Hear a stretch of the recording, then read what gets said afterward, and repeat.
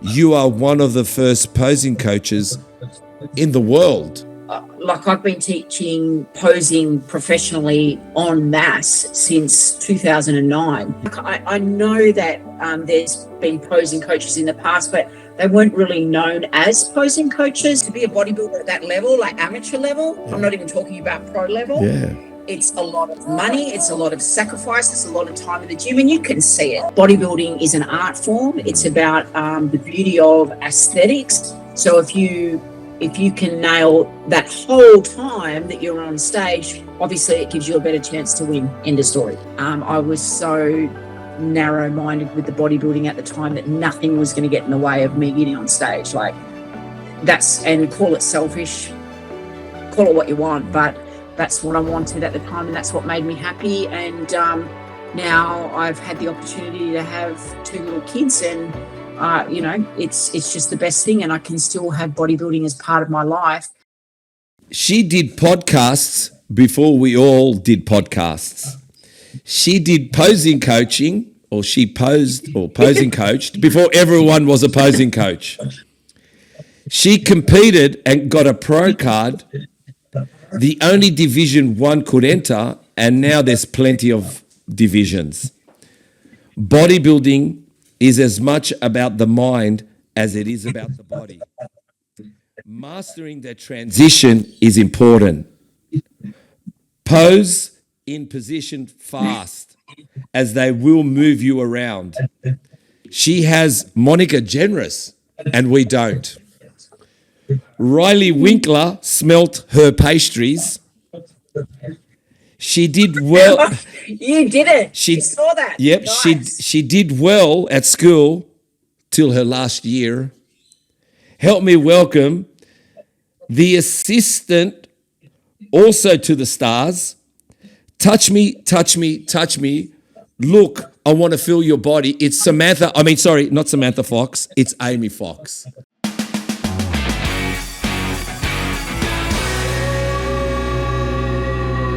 How are you, Amy? Yay! Yay! I'm good, thank you. Have you heard of Samantha Fox? Yeah, I have. She's got that song, Touch Me, Touch Me. I want to feel your body. Yeah, so anyway. So look, I mean, we put in here, I know when you hear it back, it'll all make sense because you're trying to pick up on that. But, you did a podcast before we all were doing podcasts. You were doing, and we're going to talk about that question. In 2019, you were doing it. You were a posing coach, not just predominantly for men, because the women's divisions weren't escalating like they were now. And you did get a pro card, and you didn't have that many divisions to go by. It was pretty much opens, and that's it. So what I'm saying, you couldn't skip around to find your pro card. It was just, this is where you got to be. This is what you got to do. And let's go for it. So I guess let's go with my second question, because my first question is about coaching Monica, but let's go with the second question. Can you help me understand, like, what it was like to be in a division where you entered the stage and you won your pro card in 2014, and it was a monumental moment being the first woman in Australia, I'm assuming the IFBB Pro, to win such an important competition, when really back then, even in 2014, it was a male dominant sport. And correct me if I'm wrong, I think they pulled away from that at one stage and brought it back in the women's division. Is that correct?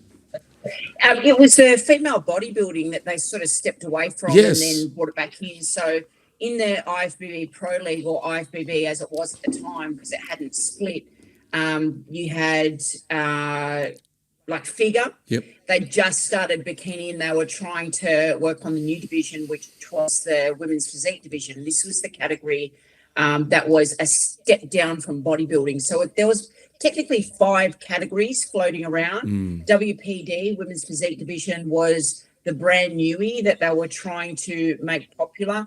And to be honest, I came from the figure division, and I really didn't want a bar of it. Like it was a division that I felt was too #masculine. The girls were too big. There was a lot of things about it that I didn't like in the beginning. I originally saw myself as a figure competitor. Figure's the division where you wear the high heels and you do like your quarter turn poses. Unlike other federations that do their muscularity poses, like their front double biceps and that sort of stuff.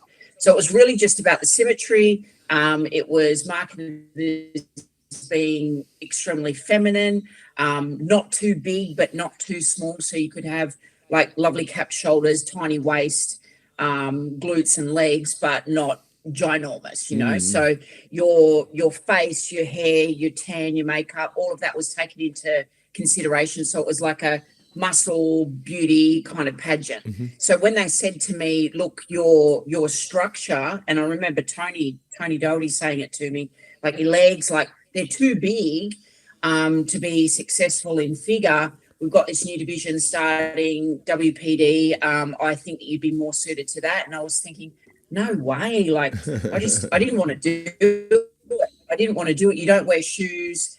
I just felt uncomfortable. And part of the reason was, in hindsight, was I felt that people would call me a man and all that derogatory stuff that you hear floating around with the shows, like, and the girls getting on stage looking muscular. Like, I just couldn't be bothered with that. And I felt insecure knowing that people would think, oh, you're taking drugs or you're doing this or you're doing that. Like, I just didn't want a bar of it. But funnily enough, like, stopped getting placed in the figure category as a result of being too big, not the right structure, because my structure is quite short in the legs. Whereas the figure girls in general have really long legs. Like, so that same muscularity on me would make me look like a short Shetland pony that was like too muscly for the division, too stocky. So therefore the women's physique division actually fit my structure a lot better. So the first time that I did it, I actually fell in love with it there and then, because I thought, well, you can do everything that you're doing in figure, but sometimes when you're up against a genetic individual that does have those long legs and does have that tinier waist, like their proportions are different, my structure doesn't look as good. So if I'm up against other girls that have that more stockier sort of a shape, I can still bring that femininity to that division and still make it look good and make it my own. So it just opened up this whole new way of thinking for me. And the other thing was, I wasn't fighting against genetics anymore either. So whereas when I was doing figure, the feedback was always, oh, legs are too dominant, blah, blah, blah. So I'd have to train less, which in my opinion makes getting in shape harder, because if you're training a genetically strong body part hard, it's easier to get in shape because obviously that muscle is burning more fuel at rest, and you know, you can develop that conditioning really, really well. And then when you're suddenly told to not train as strength hard or not at all, suddenly, you know, diet has to be far more strict, and perhaps you're doing more cardio and stuff that I wasn't really enjoying to try and get the same sort of condition. So women's physique for me just made prep easier, more enjoyable. So the whole process was more fun. I guess. Way more fun. Yeah, I do know when I speak to some of the girls that have been on, even guys, but predominantly the girls, when I go, because look, just to give you, like everybody, I mean, I don't look like a bodybuilder, but I am. But I think what I'm saying by that is, I know how to fly at a holding pattern that just keeps my abs in shape, lets my quads be in shape, lets me feel good in clothing. I'm not here or there. And predominantly, if I do want to if I feel like I want to put on size, I know which season I need to do it, and I know what food I need to have, and I know how I need to train. It's kind of like my bodybuilding is for longevity, meaning I want to do this when I'm 80. So to do it like when you're 80, you need to be basically doing little PBs every year, plateauing a little bit of dive down, a little bit of a lift up. But I'm not seasonal. Like I'm not in it for 5 years to look good and let's hope for the best because I'm 55. So meaning not saying my best years are yet to come, but I've had best years. I've had best years. But it makes me wonder when they say to the girls, don't train your shoulders. And for me, man, it's hard to go into the gym and not train something, isn't it? Like you've really got to trust the process by saying, you don't want me to train shoulders. Like, no, don't train shoulders. Or don't train quads. And it's just amazing how bodybuilding's changed structurally now, where before, I don't know, it was... You train everything evenly. Yeah, everything was so evenly trained, because bodybuilders had predominantly, we all have body parts that work well for us, and then we have body parts that don't. You know what I'm trying to say? So it was just training everything as hard as possible. Hey guys, I just want to say thank you so much to everyone who has subscribed, who is following us on all platforms, but especially here on YouTube. And if you're listening to us on Spotify, please, if you could do us a big favor, which helps us reach more people, get better, bigger, greater. We've already had some great guests anyway. Everyone's been a treat. Hit the subscribe button, hit the notification bell so you're notified every week a new podcast that is launched. And I just want to say a big thank you. But again, subscribe, hit the notification bell, and enjoy watching Muscle Talks podcasts.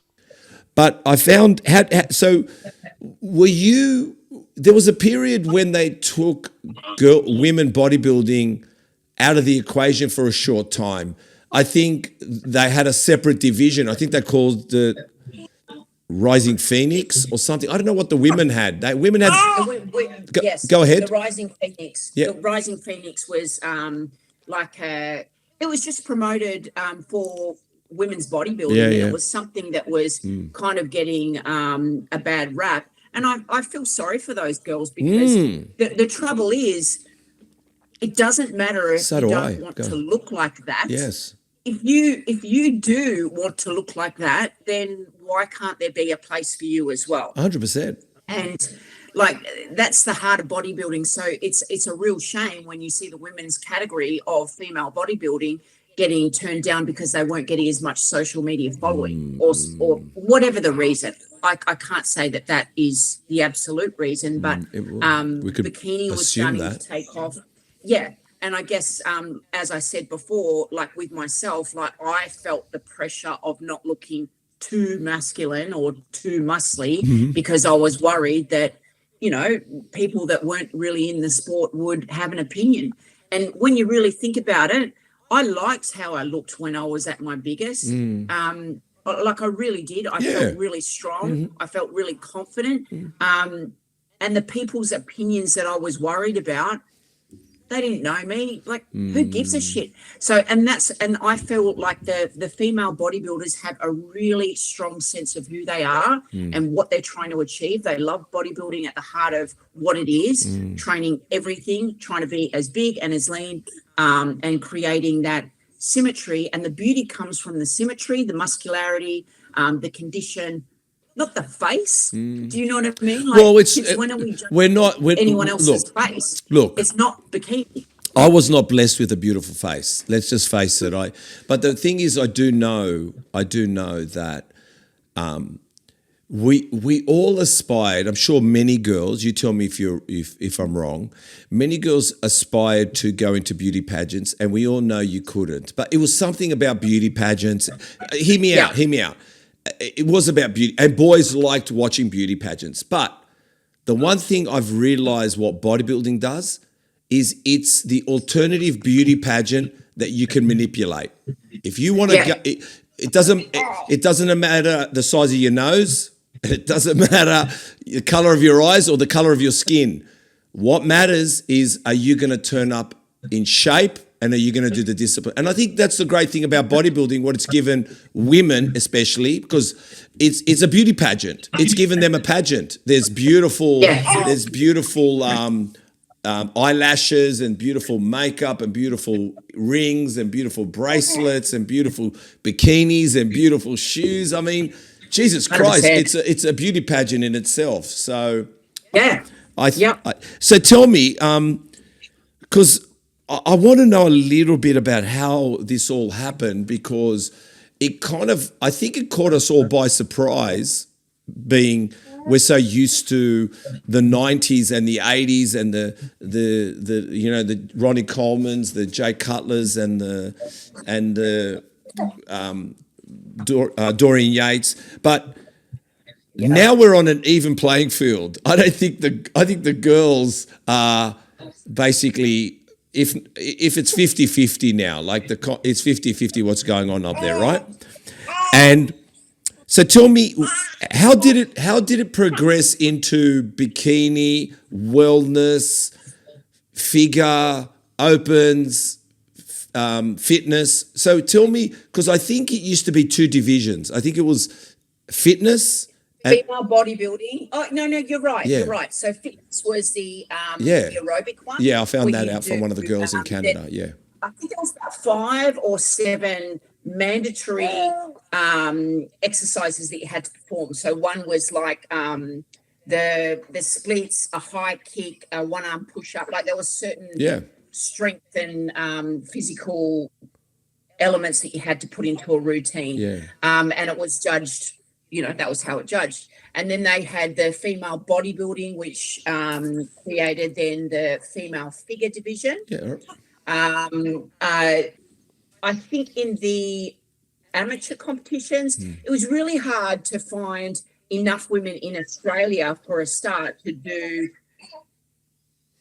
make up numbers, Of course. So if they then put like a beach body section in to, get more traffic with people going to watch their loved ones compete and their friends and family compete, it was a way of just like boosting sales, of so course, that you can put on a bodybuilding event. Yeah, of course. So perhaps it started there. I'm not sure, but that's my feeling, was that bikini sort of was a way to open it up to the public, so the public would get more accepting of muscularity because they're going there to see something else, but then they get exposed to it. Yeah. And they can also sell it as this is a next step up. So once you've been winning your bikini and you like your training, you can step up into the figure division, for example.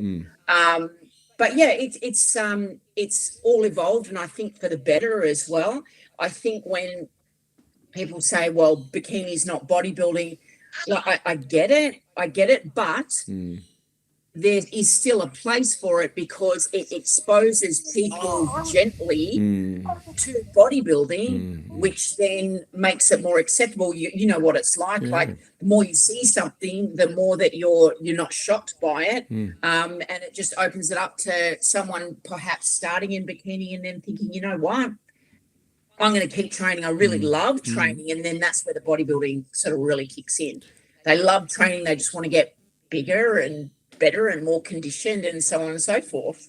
Yeah, I probably at the beginning of, like I said, I only discovered competitions in 2019. Before, look, I knew the competitions back in the 90s, and it was basically RSL clubs, and and guys were up on stage and they looked like they were about to faint, like they were like literally looked like they were ready to collapse.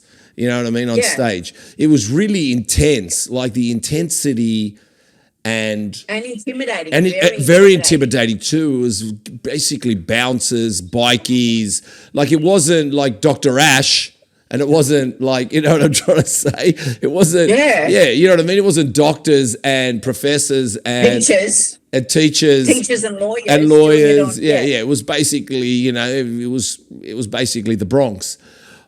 Yeah. But I have to say, it took a while for me to understand it, but now, I think if we try to, firstly, we've got to play homage to the past. You've got to play homage, but at the same time, the support isn't sustainable if everyone's got to be a beast. It just can't be done that way. It's too, and no one, and to be honest, it's not everyone's. you know what? It's the main arena. It's what we want to watch. It's the freak show, but we also know we love a good body aesthetically, so we do wait for those people.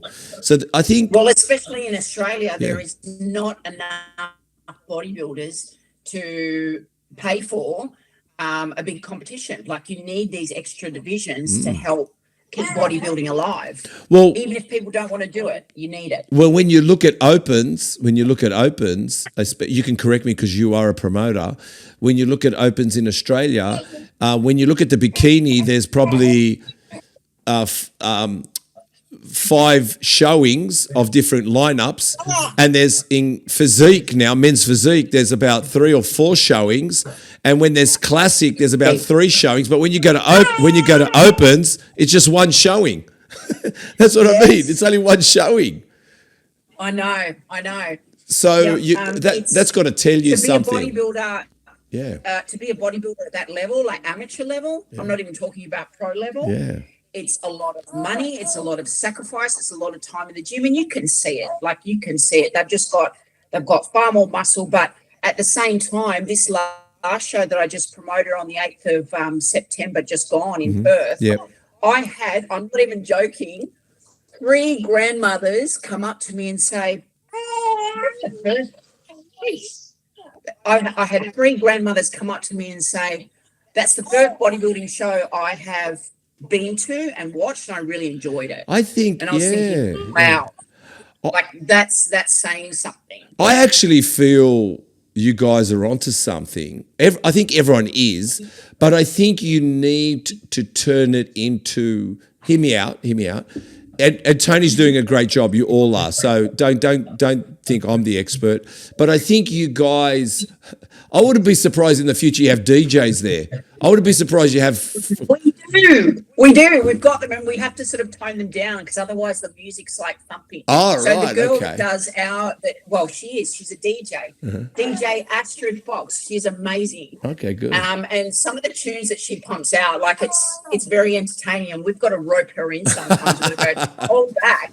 It's not a club. Well, then again, you know what the clubs are like with the bodybuilders. I mean, let's face it, a lot of bottled water and chubba chubs. All right, let's just get real here. Yeah. So when did wellness,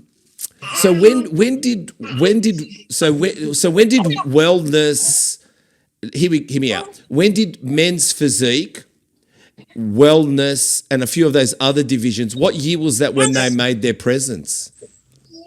Hey, I'm Jamie from Pawtion. And I'm Steve, Muscle Talks podcast. And we heard that you guys are very into clean eating for yourselves, so we figured we'd educate you a bit about clean eating for your dogs. That's why Pawtion has decided to partner with Muscle Talks and give you promo code MuscleTalks25 for 25% off your first order at pawtion.com.au. That's pawtion.com.au. And if you continue ordering through Pawtion, please use Muscle Talks 10, and that gets you, with continued orders, 10% off. We're quite excited to be part of Pawtion. I've got a few dogs running around us just as I talk now. So please support not only good eating for ourselves, but I'm sure you want to promote good eating for your loved one, your pet, your dog. So go to pawtion.com.au and use, for your first order, Muscle Talks 25 to get 25% off your first order, and then continued orders, Muscle Talks 10. Wellness. How long has wellness been? I'm assuming with men's physique, I'll take a stab at it. I'll take it like maybe early 2010, 2011. Something tells me that 2009. Yeah, but it definitely started in like, I don't think we had wellness when I won my pro card in 2000. That's what I mean. I don't think it was there. No, I would actually, I can't tell you off the top of my head. I'd have to jump on Google and have a look. But I'm sort of thinking maybe 2016. Yeah. I think a few years before 2019, because I know you guys had the Arnold Classics here, and yes, that was and things were pumping, and I think Tony had, like, obviously the division or the split had happened, but I guess I have to say, wellness brought back a fat ass, didn't it? Wow, good on you. Oh, yeah. Good on your wellness. And you know what? I don't know what sort of prompted that, but maybe it was the Kardashians. Yeah, maybe. So maybe it had nothing to do with bodybuilding, because social media was going gangbusters. Kardashians and their big bums were going gangbusters. So maybe they thought, hang on a second here, we can monopolize on this. 100%. we can make a bit of money. But it's nice because, again, it's like the heart of it is still bigger and better and most conditioned, but you're appealing to more and more people. This little guy, I know. He's doing a great job. He's really yelling. Oh, sorry about this. No, it's all right. No, it's fine. I'm hearing But everything. when that division was first coming out, Yep. I remember it copped a lot of backlash because everyone's like, why would you want to train for asymmetry? Why would you want to do something that's not bodybuilding? Why would you want a small upper body and a big lower body? And you know what? It's just about being smart and keeping up with the trend so that bodybuilding actually survives. Well, that's the main thing. Well, I think it's definitely, at the end of the day, nobody wants a skinny ass anymore. No, but it might trend again. Oh, it might skinny ass. When I first started, you want a little boy bum, like you wanted a tiny bum. Yeah, maybe you're right. But I don't see that happening. So, tell me, how is it coaching and hanging out with Monica Generous? Well, I trained Monica as a PT, or as her PT, when she was prepping for the open category, so she could try and win a pro card. But her actual coach, who does her programming, nutrition, it's Scott. It's Scott. Plans, it's Scott. Yeah, of course, yes, exactly. But Monica's a bit of a weapon. So if I couldn't coach her for PT, she would find someone else. Like she was that intense about her training sessions and wanting that extra push, that there was a couple of us that sort of shared Monica around. Oh, yeah, of course. Which was really fun. But my biggest thing with Monica was getting her into positions that promoted big legs and a small waist. So that was my goal. So I did a lot of torso opening positions with like the leg press and I saw that. like even when she was squatting, deadlifting, really focusing on deactivating the abs, so the ab crunch position, to lengthen her rib cage so that her waist looks smaller in a more stretched position, because those girls in wellness cannot have that six-pack looking abs. They do, like the girls do have it. Yeah, of course. But it looks better on stage when those muscles are stretched in a lengthened position, because then the proportions from the waist to the hips and the thighs, so to speak, just looks even more freaky. So Monica, I think she nailed it. So, well, clearly because she won that category and she won her pro card, and she was the first wellness pro in Western Australia to win. So it was really cool to be a part of and to see her progress. But it wasn't, she had a team, she had a real network around her. And I think with a lot of competitors, they underestimate how much support you need externally. You can give all you can give by yourself, but the more people you've got on board that's on your side wanting you to succeed, I think it absolutely helps.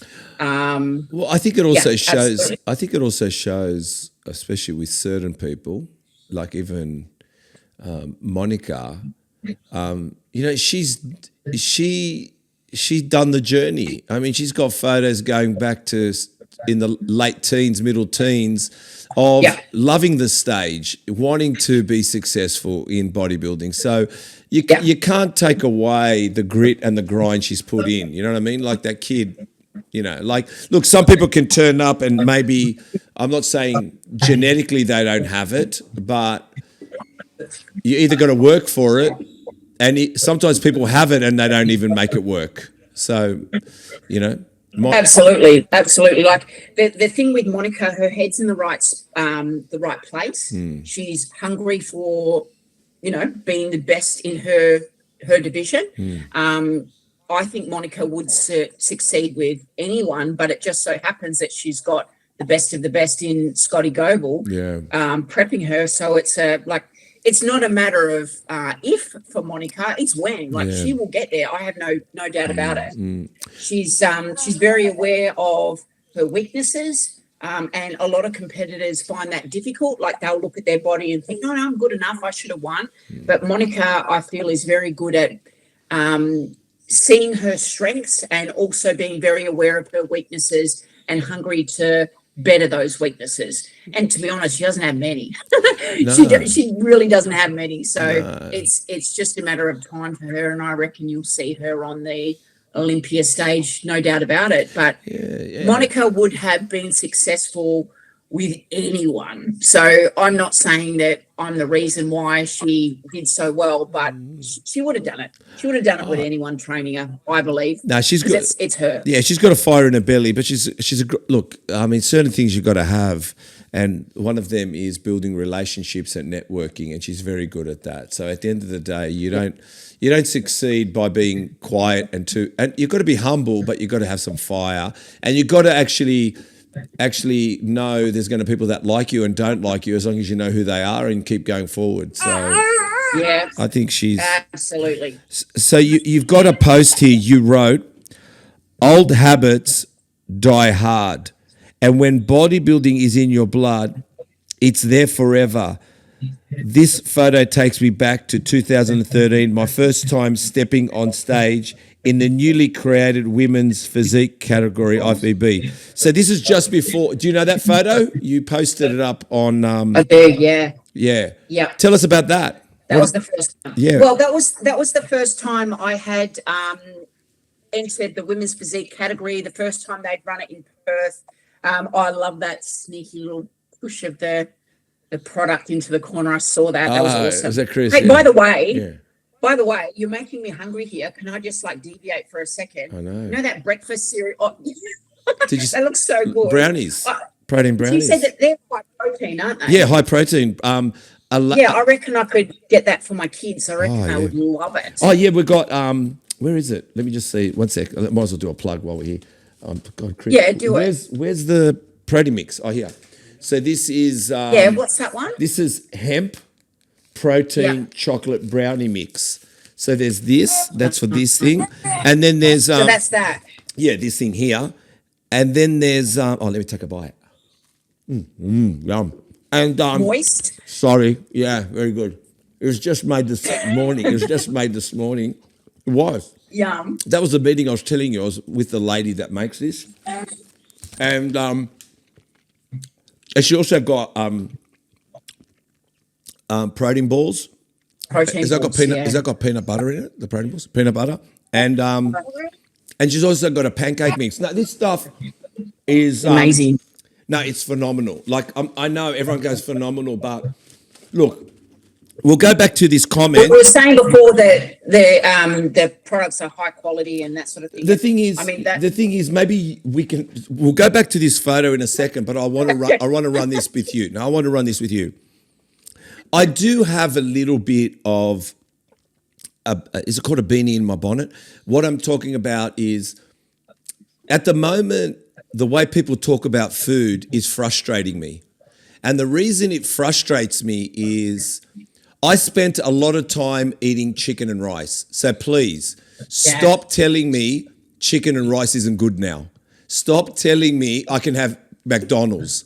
Stop telling me I can have Tim Tams. I mean, I sacrificed knowing how good they are not to have them, but now you're telling me I can have them. Now, the one thing I learned in bodybuilding in the past, and you'd know this too, and with your husband or your fiance, was anybody that comes up to your husband, your fiance or you, and they said to you, "What should I have for breakfast?"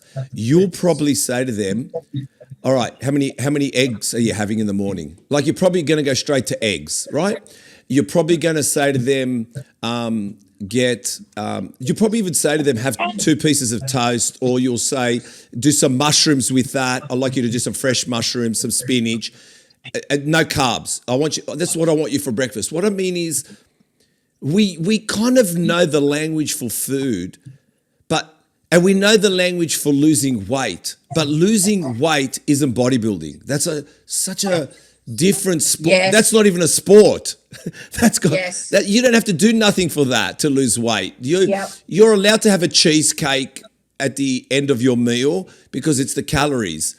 But it's just, don't you think the sport is like, I just get frustrated because to me, bulk and leaning is the same food. There's clean bulk. You just bulk and eat more, eat more of the good stuff, maybe you could throw some sauces in, but you're just eating more of the good stuff. And then there's the leaning up is that stuff, eating less.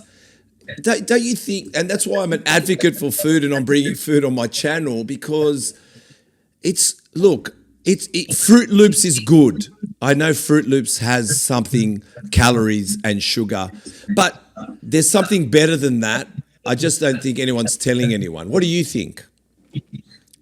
Yeah, I do. And I think that when it comes to bodybuilding, the simple stuff works. You don't have to make it complicated. No. I think that social media plays a big part in fueling everybody's need to feel good in terms of not feeling guilty that they've had a slice of cake or an ice cream after dinner. And that's fine because in general, people in general should not feel guilty about having a treat here and after dinner. But when you're bodybuilding, I'm sorry, you can't do that. No. You can't. And if you do, and if you're one of the very few bodybuilders that can get away with that, great, good for you. Yeah. But the mass majority cannot have a sip of alcohol, cannot have extra sugar on their oats and egg whites in the morning. They cannot do that. And it's not even for stage. If you're planning for a wedding, you're going and you want to be muscular at the beach on your honeymoon, and you want to go this summer, and you're going to go to the Gold Coast, or you're going to be in your bikini, but you want to be muscular. I'm telling you now, start to knuckle down, because you're going to eat a lot of chicken, a lot of meat, a lot of fish, a lot of vegetables, and you know what? You're going to be chewing like a cow. You're going to be chewing like a cow, because that's going to get you there. That's going to get you now there. Yeah, like I said to you, because I've done 3.5 decades of bodybuilding, yes, I can have this brownie. But can I tell you, before I got on, I had chicken and rice. I had chicken and rice before I got on. I had eggs for breakfast. Like the brownie, I'd give up the brownie every day of the week to have what I really want to have, which is good food. Yeah? Yeah. Yeah, you just, it just gets confusing, because everyone on social media is, number one, worried about people doing something extreme and making themselves unwell. Bodybuilding done right is very extreme, but, and I'm going to say it, very healthy. Yeah. So if you eat good food daily and nothing else, you cannot tell me that that's not healthy. Mate, let me tell you something funny. I'm going to tell you a 90s workout. Can I tell you a 90s workout on a Friday? I'll tell you a 90s workout on a Friday. Tell me. So I'd be with my weights on Friday, and I thought you were going to say be with your wife. No. And then you said weights. No. I'm with my mates, and we go to the gym at 5 p.m. after work, and we would smash, not an hour session, bloody 2 hours, because we spoke. 2 hours, we'd smash the gym. And then I'd go to my mates, hey, I'll meet you in an hour. We're going to the nightclub. So not only did we smash ourselves, we went home and we ate chicken and rice. Then we went to the nightclub. But hear me out. At 2 o'clock in the morning, we'd go to the steakhouse in the Cross, and we'd be eating steaks, right? And then we'd all get home at at 6 in the morning. But listen to this. We'd say, hey, do you want to go to Bondi at midday? We go, yeah, but do you want to fit a workout in? We go, yeah. So not only from 6 a.m. to 12 p.m., 6 hours, we'd get another bloody workout in, and then we'd go to Bondi buffed up. What I'm saying is bodybuilding fits into all your lifestyle, but you've got to understand that you've got to train. You've got to train hard, eat well to be able to exploit having fun with it, because that's what it's about. I think, to me, bodybuilding's starting not to be fun. It used to be. That was our thing. We wanted to look good on the beach, look good on the nightclub. We ate well. We chewed we chewed boring things.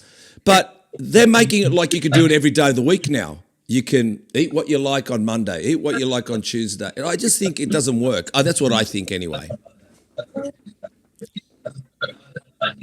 Yeah, and as I said before, like there might be small handful of people that get away with it because they're genetic freaks, they metabolize things really well, like good for them. But majority of people, there's no way. Like you either do it or you don't. The other thing, and I guess the thing that I take issue with as well is people saying, well, it's very unhealthy because you're training so intensely.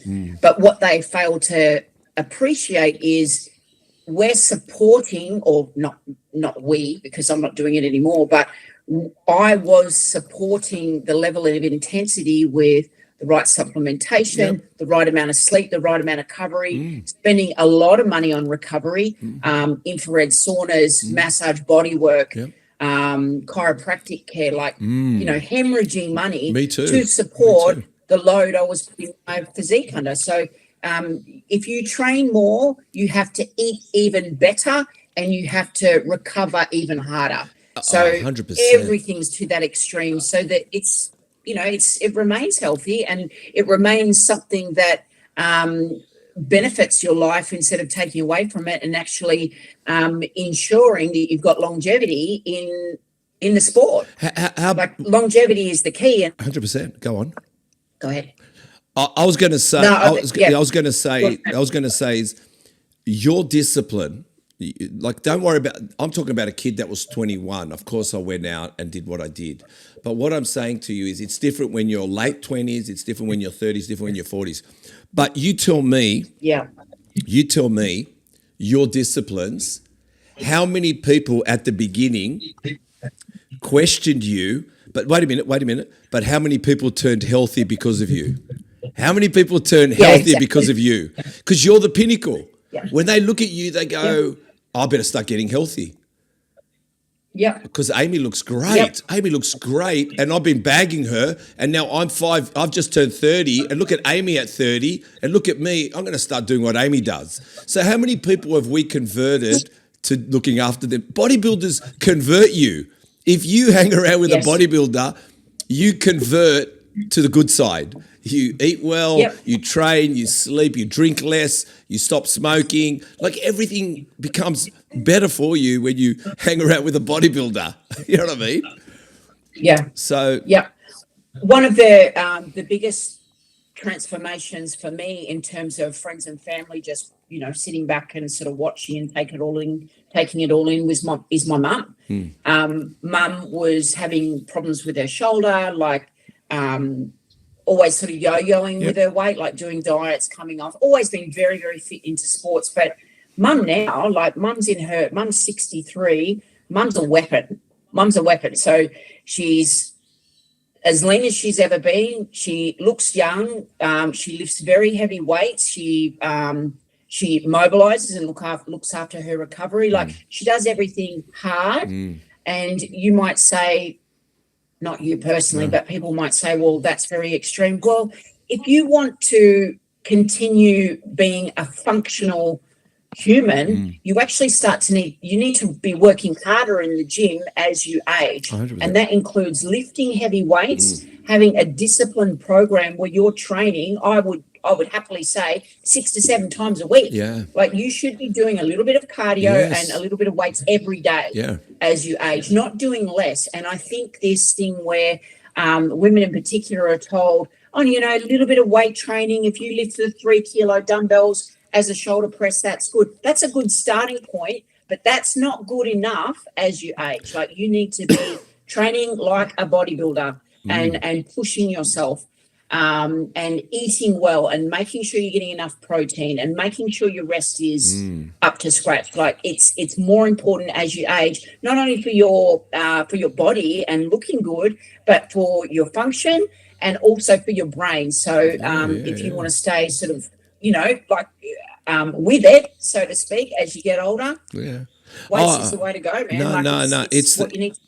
To me, I've said it in many podcasts, the fountain of youth is bodybuilding. I don't care what you say, because when you are breaking down cells, muscular cells, when you are stronger than the average 50-year-old, stronger than the average 70-year-old, stronger than the average 80-year-old, you are younger than them. You are the edge. But you know what makes me laugh? Maybe you can confirm this. Have you ever noticed when you're out somewhere, and you can sit with someone you know, or you can sit with a stranger, and the first thing they say to you, they go, I think I should go back to the gym. And you've said nothing about the gym. They just look at you and they've got to talk about training. Have you ever noticed that? Like, everybody turns up in the room. Everyone turns up, like you turn up, everyone's there, and you're talking about, say, skydiving or anything, music, and then someone turns to you and goes, I think I've got to go back to the gym. And you go, where did that subject come from? But it's you, it's what you project. Have you noticed that? Not so much since having a baby, but well, definitely course, when I was in the midst of training, absolutely. And just like the topic of conversation would turn around into food and, how much protein should you have? And it definitely does. So I was always very aware of that sort of thing, because I never wanted to push what I was doing on anyone else or make anyone feel guilty for not doing it. But me too. I think, but it does. I think you're right. It does just kind of, it's the elephant in the room, and then you just start talking about it. Well, I can't help it. I cannot see. I can go to a family function 10 years later, and I'll just walk in the room. It's not Steve. I'm just saying they probably know, like, your past, my past. But you'll walk in the room, and I guess what happens is, let's say they've got a smorgasbord, and you choose the good stuff, like the souvlakia, the chicken souvlakia, or the meats. You put your plate down, and you sit down, and the person next to you, or a relative you haven't seen for 10 years, goes, I think I should start eating healthy again. And you go, where did this come from? It's just your presence. You make them wake up to your discipline. I think everyone knows our discipline regardless. You know what I'm trying to say? So it's funny. So what I mean is, I think bodybuilders have a very important place for people, like you said. But look, I believe we've all had an element of an eating disorder. When I say eating disorder, meaning we've gone too lean. We've just gone too lean. Like, we've really leaned it out. But we always find our way back, because we know food gives us muscle. We all know it in the end. So we always go back to food. That's a great thing about bodybuilding. Yeah, absolutely. You did a post here. I'm going to go back 2020 now. Now, the year 2020, you're with Angela Jones, and you spoke about how do you balance bodybuilding with parenting and having a flexible mindset. Tell me about that. You and Angela spoke about that. Well, Angela is one of my very, very good friends. Her and her husband own Gentech Nutrition, they do. So they live and breathe bodybuilding. Of course they do. Like, they live and breathe it. They've got 3 kids of their own. I met Ange in particular when she was pregnant with her third, and they were still in the thick of it.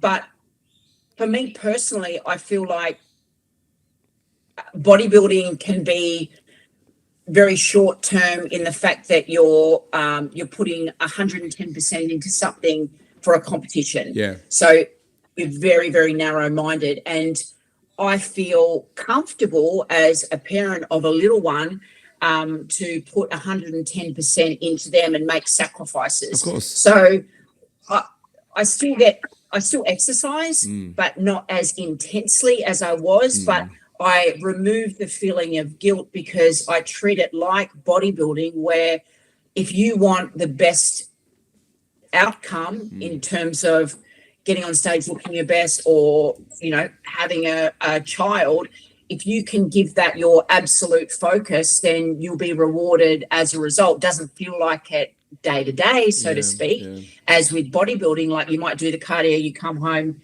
you look at your body, you're like, oh, far out, I'm still fat. And same thing here, like making a lot of mistakes along the way. But as long as you keep bringing yourself back to 100% focus on the baby and 100% focus on the bodybuilding, the results will come. Like, they have to. If you give something your absolute all, you're going to be successful at it. And that's why I treat motherhood at the moment. So I am happy, and I don't feel guilty about sacrificing my own health and fitness at that level, because I know that if I give it to this little creature here, I'll see the results. So tell me something. How long have you been training? How long have you been training before you had children?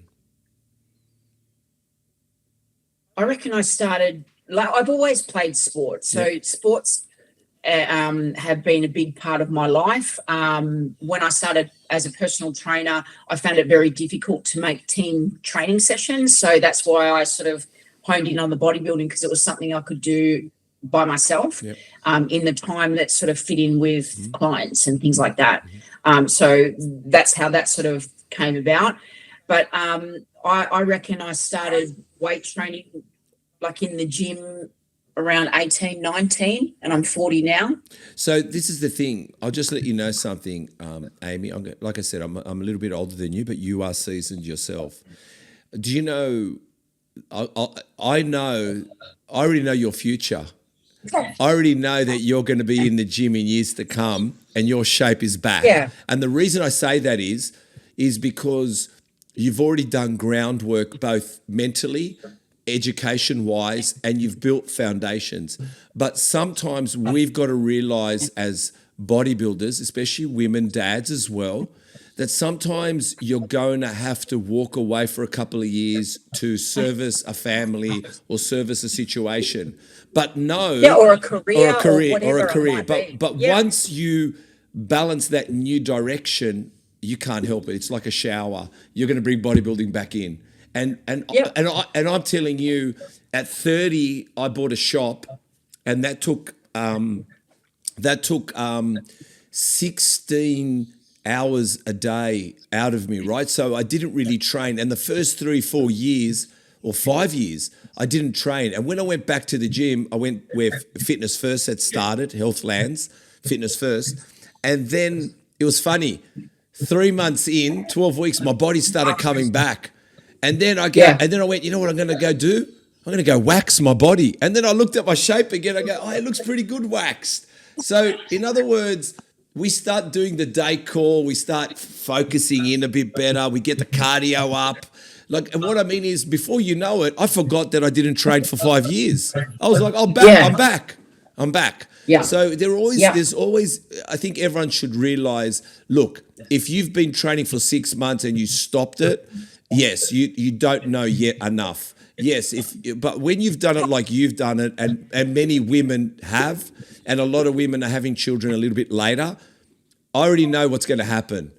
They're going to go to school and you're back at the gym. They're going to go to preschool and you're back at the gym. So just know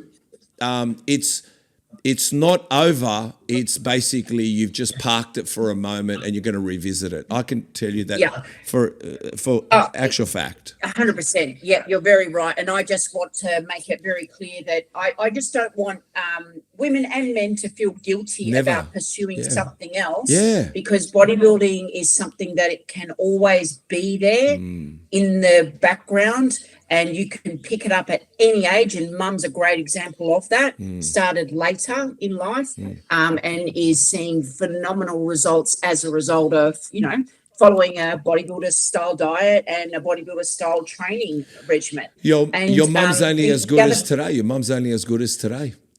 Oh, she's getting better. That's She's what I getting mean. better with age. Like That's I what I said, mean. she's in her 60s. She's only as good as today. I'm super proud. And the other thing is that what I'm talking about, when you park something, just remember it is, I'm not talking about a pro bodybuilder that's competing at Olympia level or pro level. We can't do But that if you're forever. wanting to do that, yeah, it's so difficult. So therefore your focus has to be that. But if you're just bodybuilding for your own enjoyment and making yourself look better, you're not planning on getting on stage and being super competitive as a pro.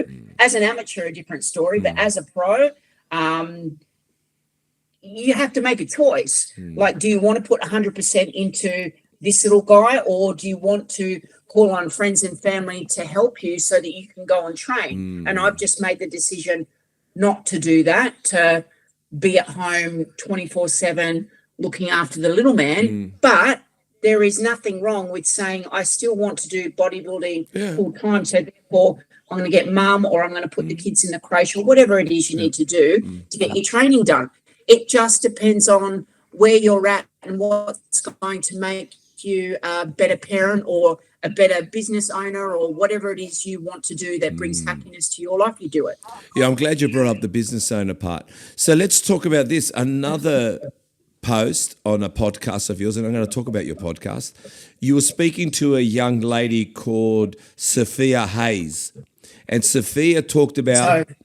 Sorry, Chris is fixing something. So, yeah, Sophie. Sophie Hayes. Yeah. So basically, what it said is this.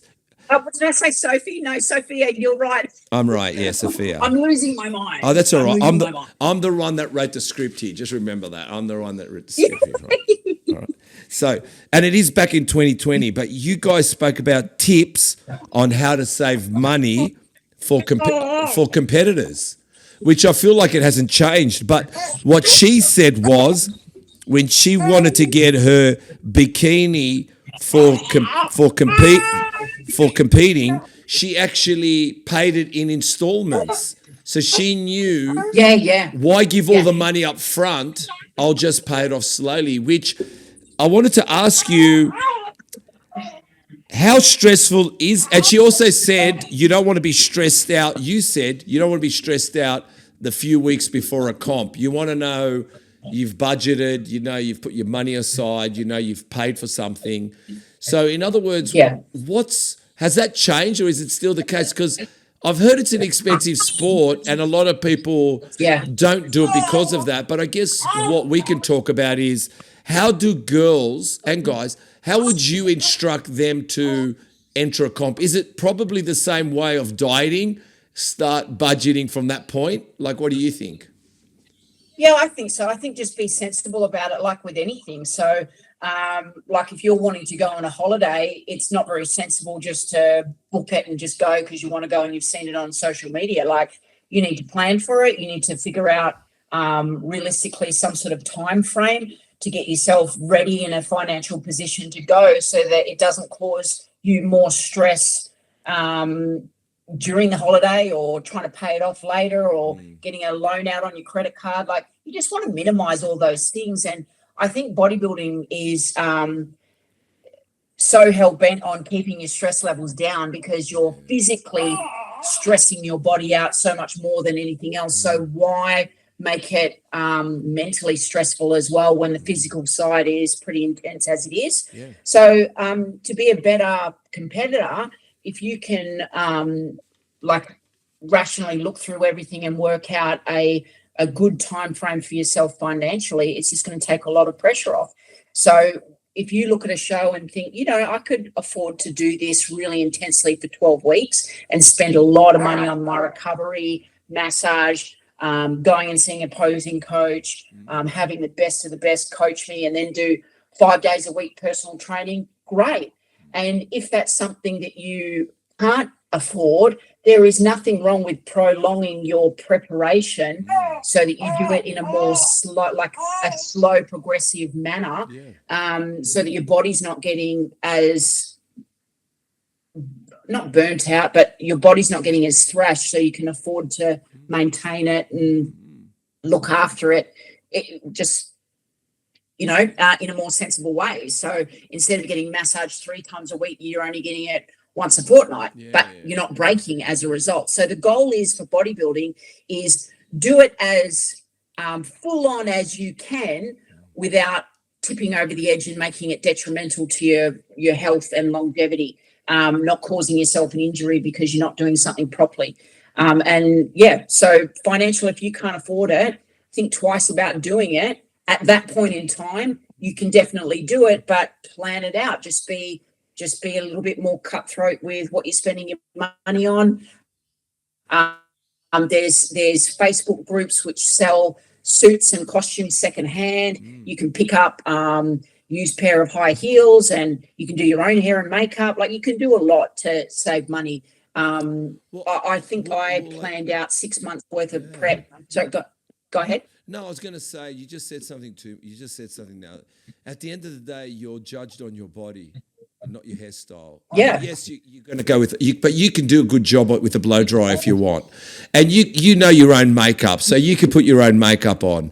You don't have to wear, the latest $1,000 bracelet. You can get yourself a nice bracelet on Gumtree. Like, what I mean is, you can be a lot smarter, but you've got to turn up with one thing that the judges want, and that's a good body. And I think that's what everyone needs to work out, I guess, and what I'm reading, what you're saying. Is that right?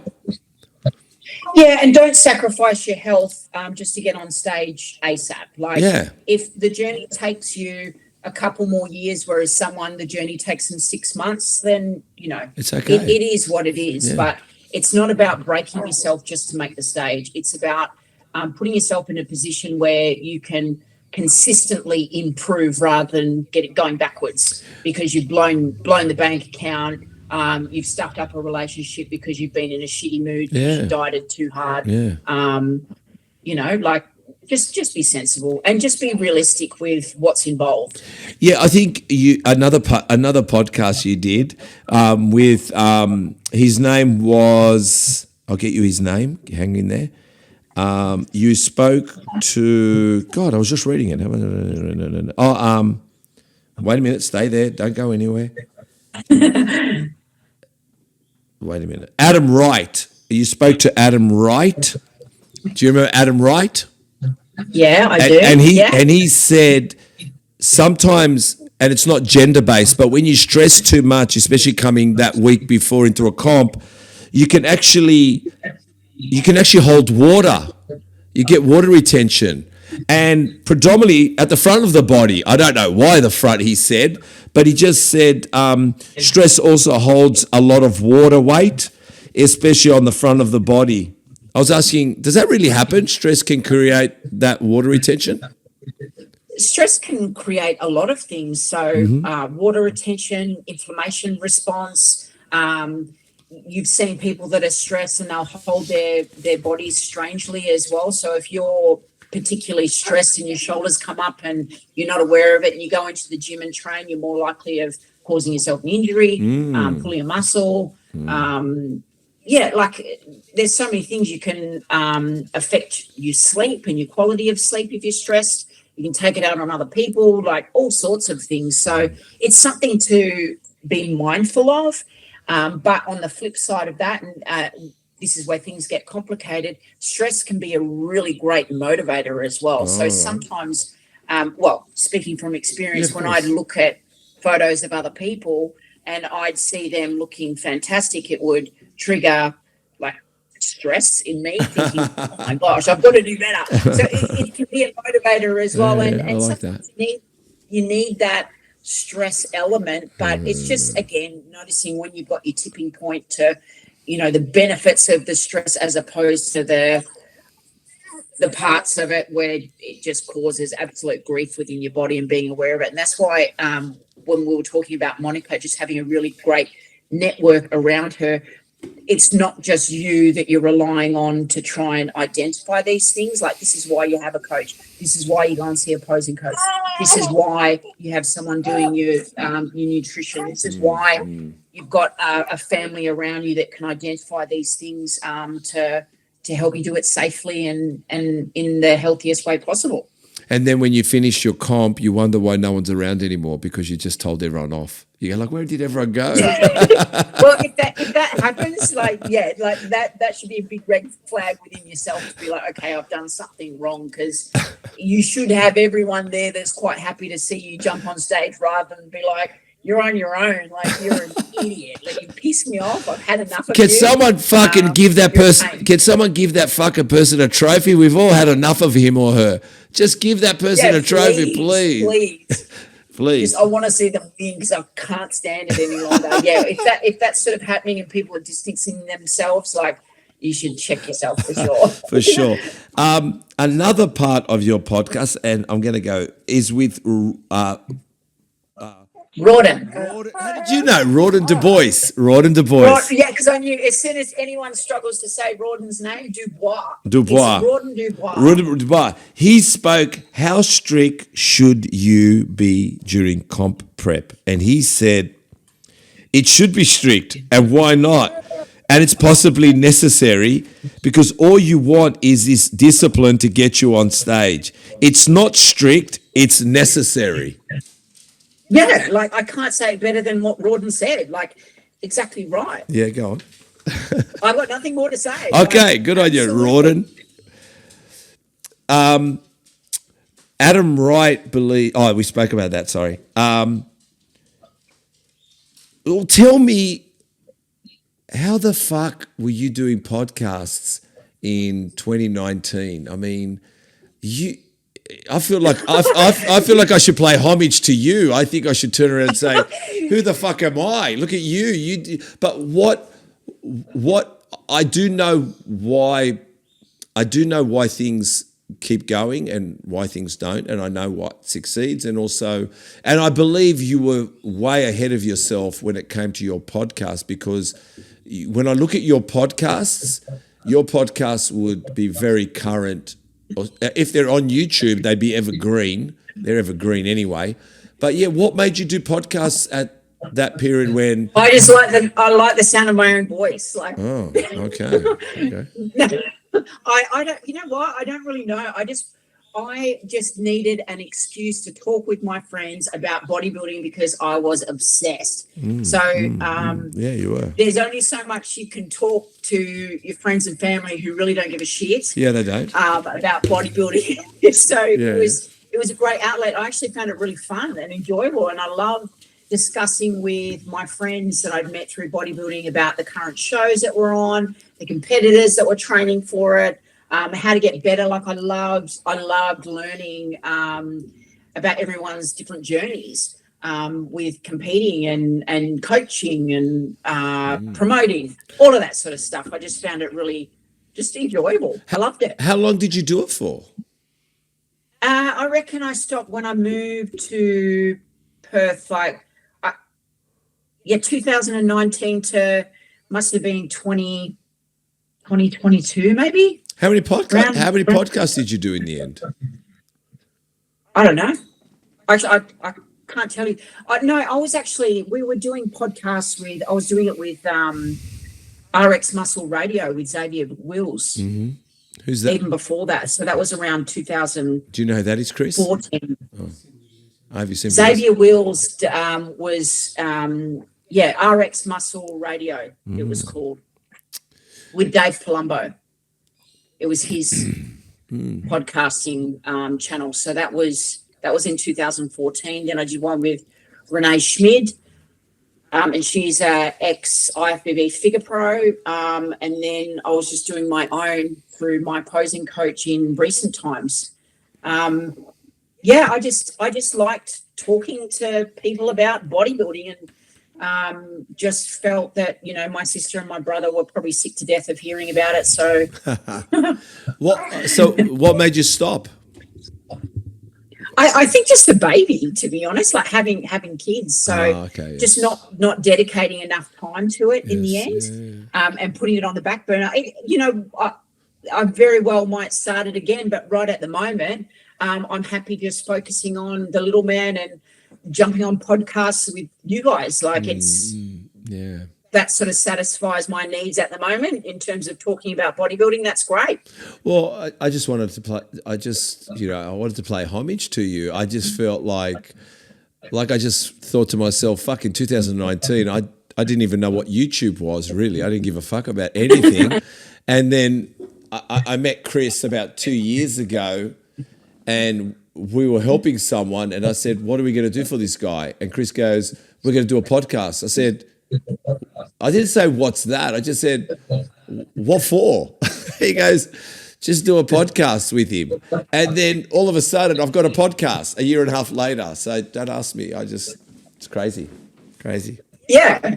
Yeah, and they're good fun, and you meet lots of great people on podcasts, and you learn little tidbits here and there. It's awesome. Well, I'll be honest with you. Every single person I've had on is a stranger. So don't ask me. I don't know anyone. So I'm just, obviously I can have a conversation with people. So that's what's good with me. Yeah. Oh, that's good. All right. So let's go something a little bit closer to the dates. 27th of the 7th, 2023, you joined the posing school. You are one. Wait, but hear me out. You joined the posing school, but you are one of the first posing coaches in the world, in a sense, right? I mean, and also you specialized in male posing. So guess what's coming soon? That's what you said with the posing school. So tell me about that relationship and how that eventuated. Well, Beck is the owner of Australian Posing School, and obviously I've been teaching posing professionally en masse since 2009. Wow, so that is very early. I know. Yeah, I know that there's been posing coaches in the past, but they weren't really known as posing coaches. So I remember I had a lady help me with posing, but she was a competitor. She wasn't charging. It wasn't a job. Yeah. And I felt like, for me, I turned it into, that was my career. Like, that's where I was making bulk of my money. Yeah. Was through teaching posing, over personal training, over lecturing, over all of it. So I just felt that it just grew organically as a result. I put a lot of money into my own business, and I just felt like Beck did it better. Like she. Oh, right. Why? Tell me how when did Beck start? Understand social media. Okay, go. Yep. Oh, sorry. Even before that, so I was actually teaching her now husband Quinn posing, and so Beck came along to one of the lessons. She said, "Can I sit in and watch Quinn do his posing?" And I said, "Yeah, come." And at the time, I didn't realize that she was getting into posing coaching, and then she started off her own little business out of one of the local gyms. So I knew of her, but not real well. Like, I'd only met her, hey, how you going, through Quinn. And then she contacted me years later because she'd leased a massive studio in Mascot, which you know today as APS. Yes. And she said to me, would you come along and help me teach some of the men?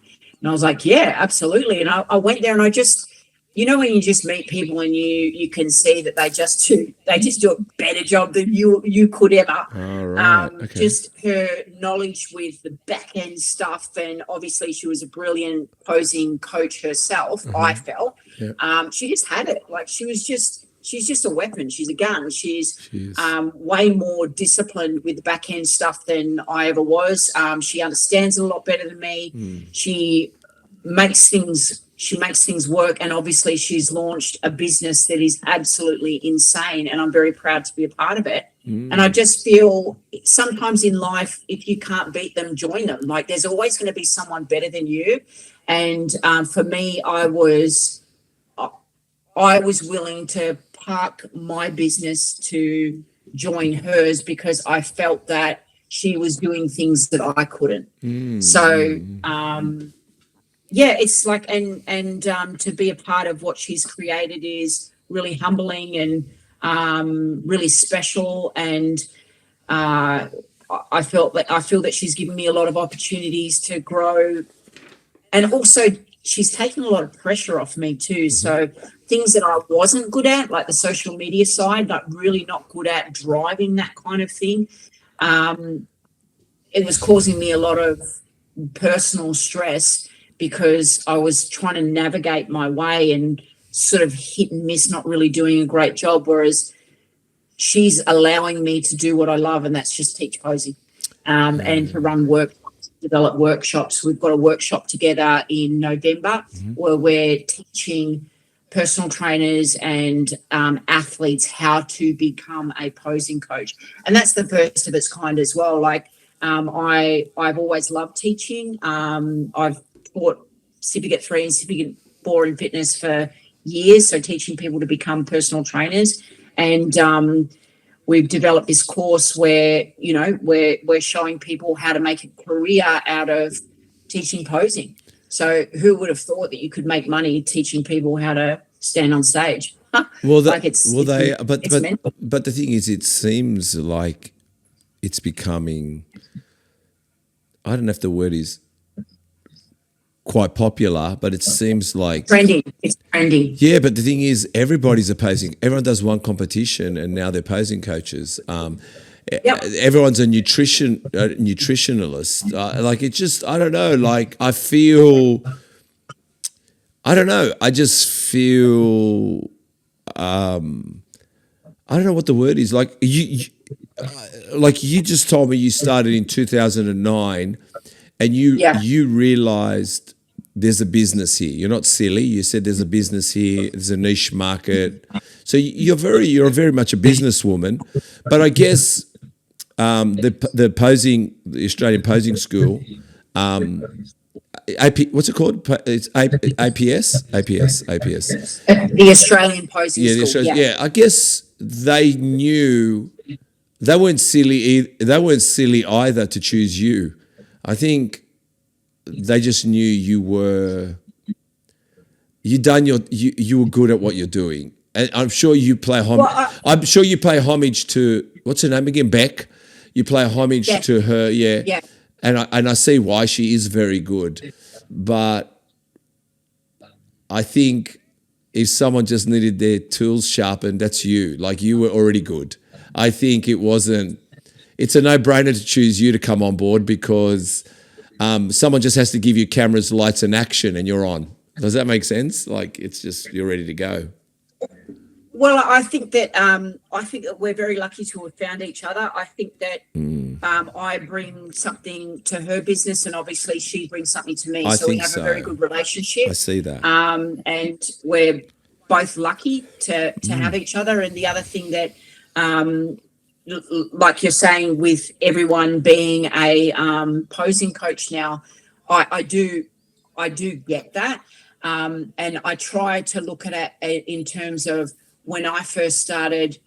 Okay. I wouldn't say I was good. I just say that I was really passionate and I just love bodybuilding and I wanted to help others. And I'm sure that all the posing coaches popping up, I'm sure that there's a small handful of those people that are just in it for the money. Yeah, there is. But the majority, even though they might not have the experience, I do feel that the majority of people are doing it for the right reason. They want to help others because they've had a really good experience teaching, competing themselves. So they want to pass that on. And I get that because that was me.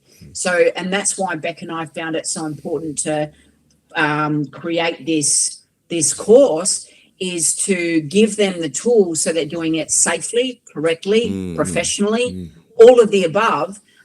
So that they don't, number one, hurt people, and they're not just like ripping people off with a half-assed service. Like if you're going to do it properly, because it is so saturated at the moment. If you don't get those nuts and bolts right, you're not going to survive. Like you just won't. And it's same with personal training. Like I remember, I reckon about 10 years ago, and everyone was saying, oh, everyone's being a personal trainer now.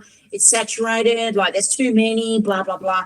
That's true, but I'm the only one from my course of 30 personal trainers who is still in the industry today. So it doesn't matter how saturated it is. If you put in the work and educate yourself and do it for the right reasons, you're going to be around and you're going to make money from it. And it is hard work, and people just think that you can just take people's money as a posing coach. You might do that for a season, and if that's all you're in it for, you're not going to last. So don't be threatened by people coming into that space, because if they're not putting in the work, they're not going to last. End of story. Well, I think, and they'll get a bad reputation. I think you know that you know a lot of things. I must say, I think you know a lot of things. The reason I say you know a lot of things is you know a lot of things. Like I said, the fact 2009, 2013, 2014, your podcast. When I saw your podcast, I thought, wow, she was fucking ahead of the game. Like, I'm sure I'm a year and a half in now, but I'm like, how the fuck did she know that in 2019? Like, but I think you know yourself, everything comes down to discipline. And I think that's the one thing I know, even with podcasts. I've realized it's got nothing to do with, we could talk about anything. It's a topic. But if you don't have the discipline to turn up, to prepare, to strike a conversation and research someone and not go to bed till 1 o'clock in the morning researching them, you can't do a podcast. I know. You know what I mean? You can't do a podcast. I know. You know, because we could have had this podcast finished in 2 minutes if I don't know what I'm doing here. But so let's keep going. Yeah. Bodybuilding is just as much as training your mind as it is your body. Wow, that's all the way back at 2020. Who are you? Why do you know so much? I must have stolen that from someone. Let me see who you stole it They off. sound like Justin's words. You spoke to Katie Morris. Look at me. What? I'm a great researcher. Yeah, I'm a fucking great researcher. Chris, I want a promotion. All right? I want to go from... Give him a promotion. I want a 0 to 0. Can you times 0 by 2? Yeah, give me 2 zeros, mate. I'll take 2. So Katie's a good friend of mine. I met her through obviously competing as well. And is she a DJ now? Is she a DJ now? No, I wouldn't be surprised. Wait a minute. I don't think so. I don't think Katie's DJing. She's switched over. She's in real estate, but she still does PT on the side. I'll tell you what's funny. Katie, I'll tell you what's funny. Sorry, I just want to say something. Go on. You know what I noticed? Some of the people you spoke to, I clicked on their profile and they're not there anymore. So is it? Yeah. But well, hear me out. They're not the problem. What I'm saying is, isn't it funny how life is short-lived and people take the reins? So just to hold on to what you've done, Amy, it takes a tenacity because you're under attack by the newbies, the fresh ones, the this, the that. But I can only say, when you love something and you're committed and you're going to do the grind, you're always going to be the one that lasts. You know what I mean? Like, you're just going to be there. And a pro card, congratulations. But sometimes, thank you. but no, congratulations to you. But what I'm saying is, even a pro card, sometimes it's the end of the road for people. Like, that's what I'm saying. Like, you can get a pro card in 1 year in bodybuilding and that's it for bodybuilding.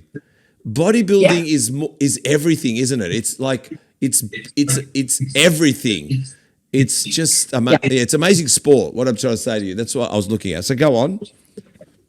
Well,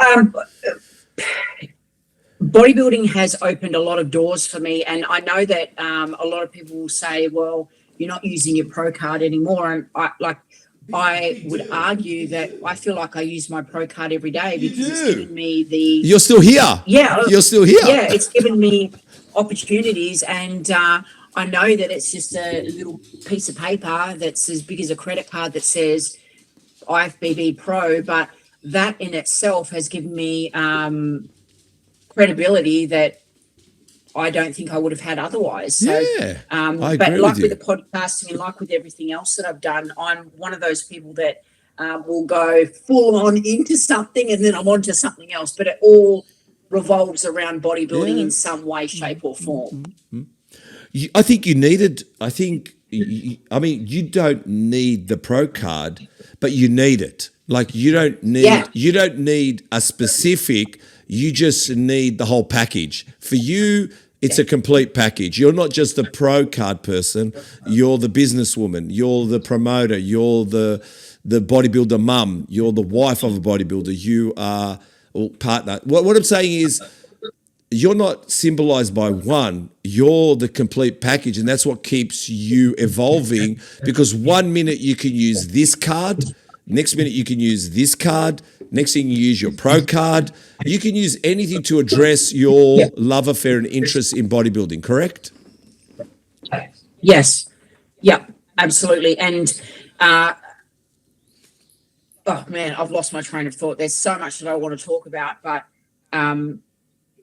that's the beauty of it as well. Like I feel that I've tried to really embrace the different parts of my life. Like I know that a lot of people will get out of bodybuilding because they don't feel like they're in top shape anymore, so they'll sort of distance themselves from it.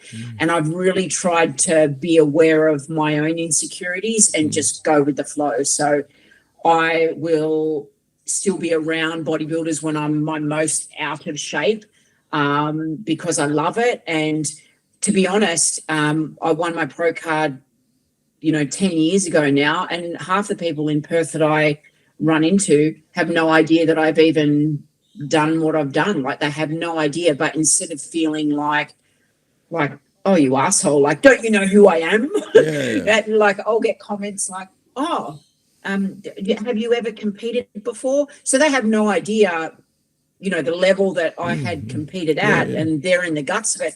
And you'd think that perhaps they'd maybe do their research, but I don't take offense to that sort of stuff. I just don't. Like, I don't expect them to know what I've done. The only way that they will know if they happen to watch this podcast, or maybe they go back through my social media and give a shit. But what I try and instill in people that are competing at the moment is that it's fleeting. Enjoy it while you can. Once you get off that stage, people are on to the next best thing. They don't give a shit.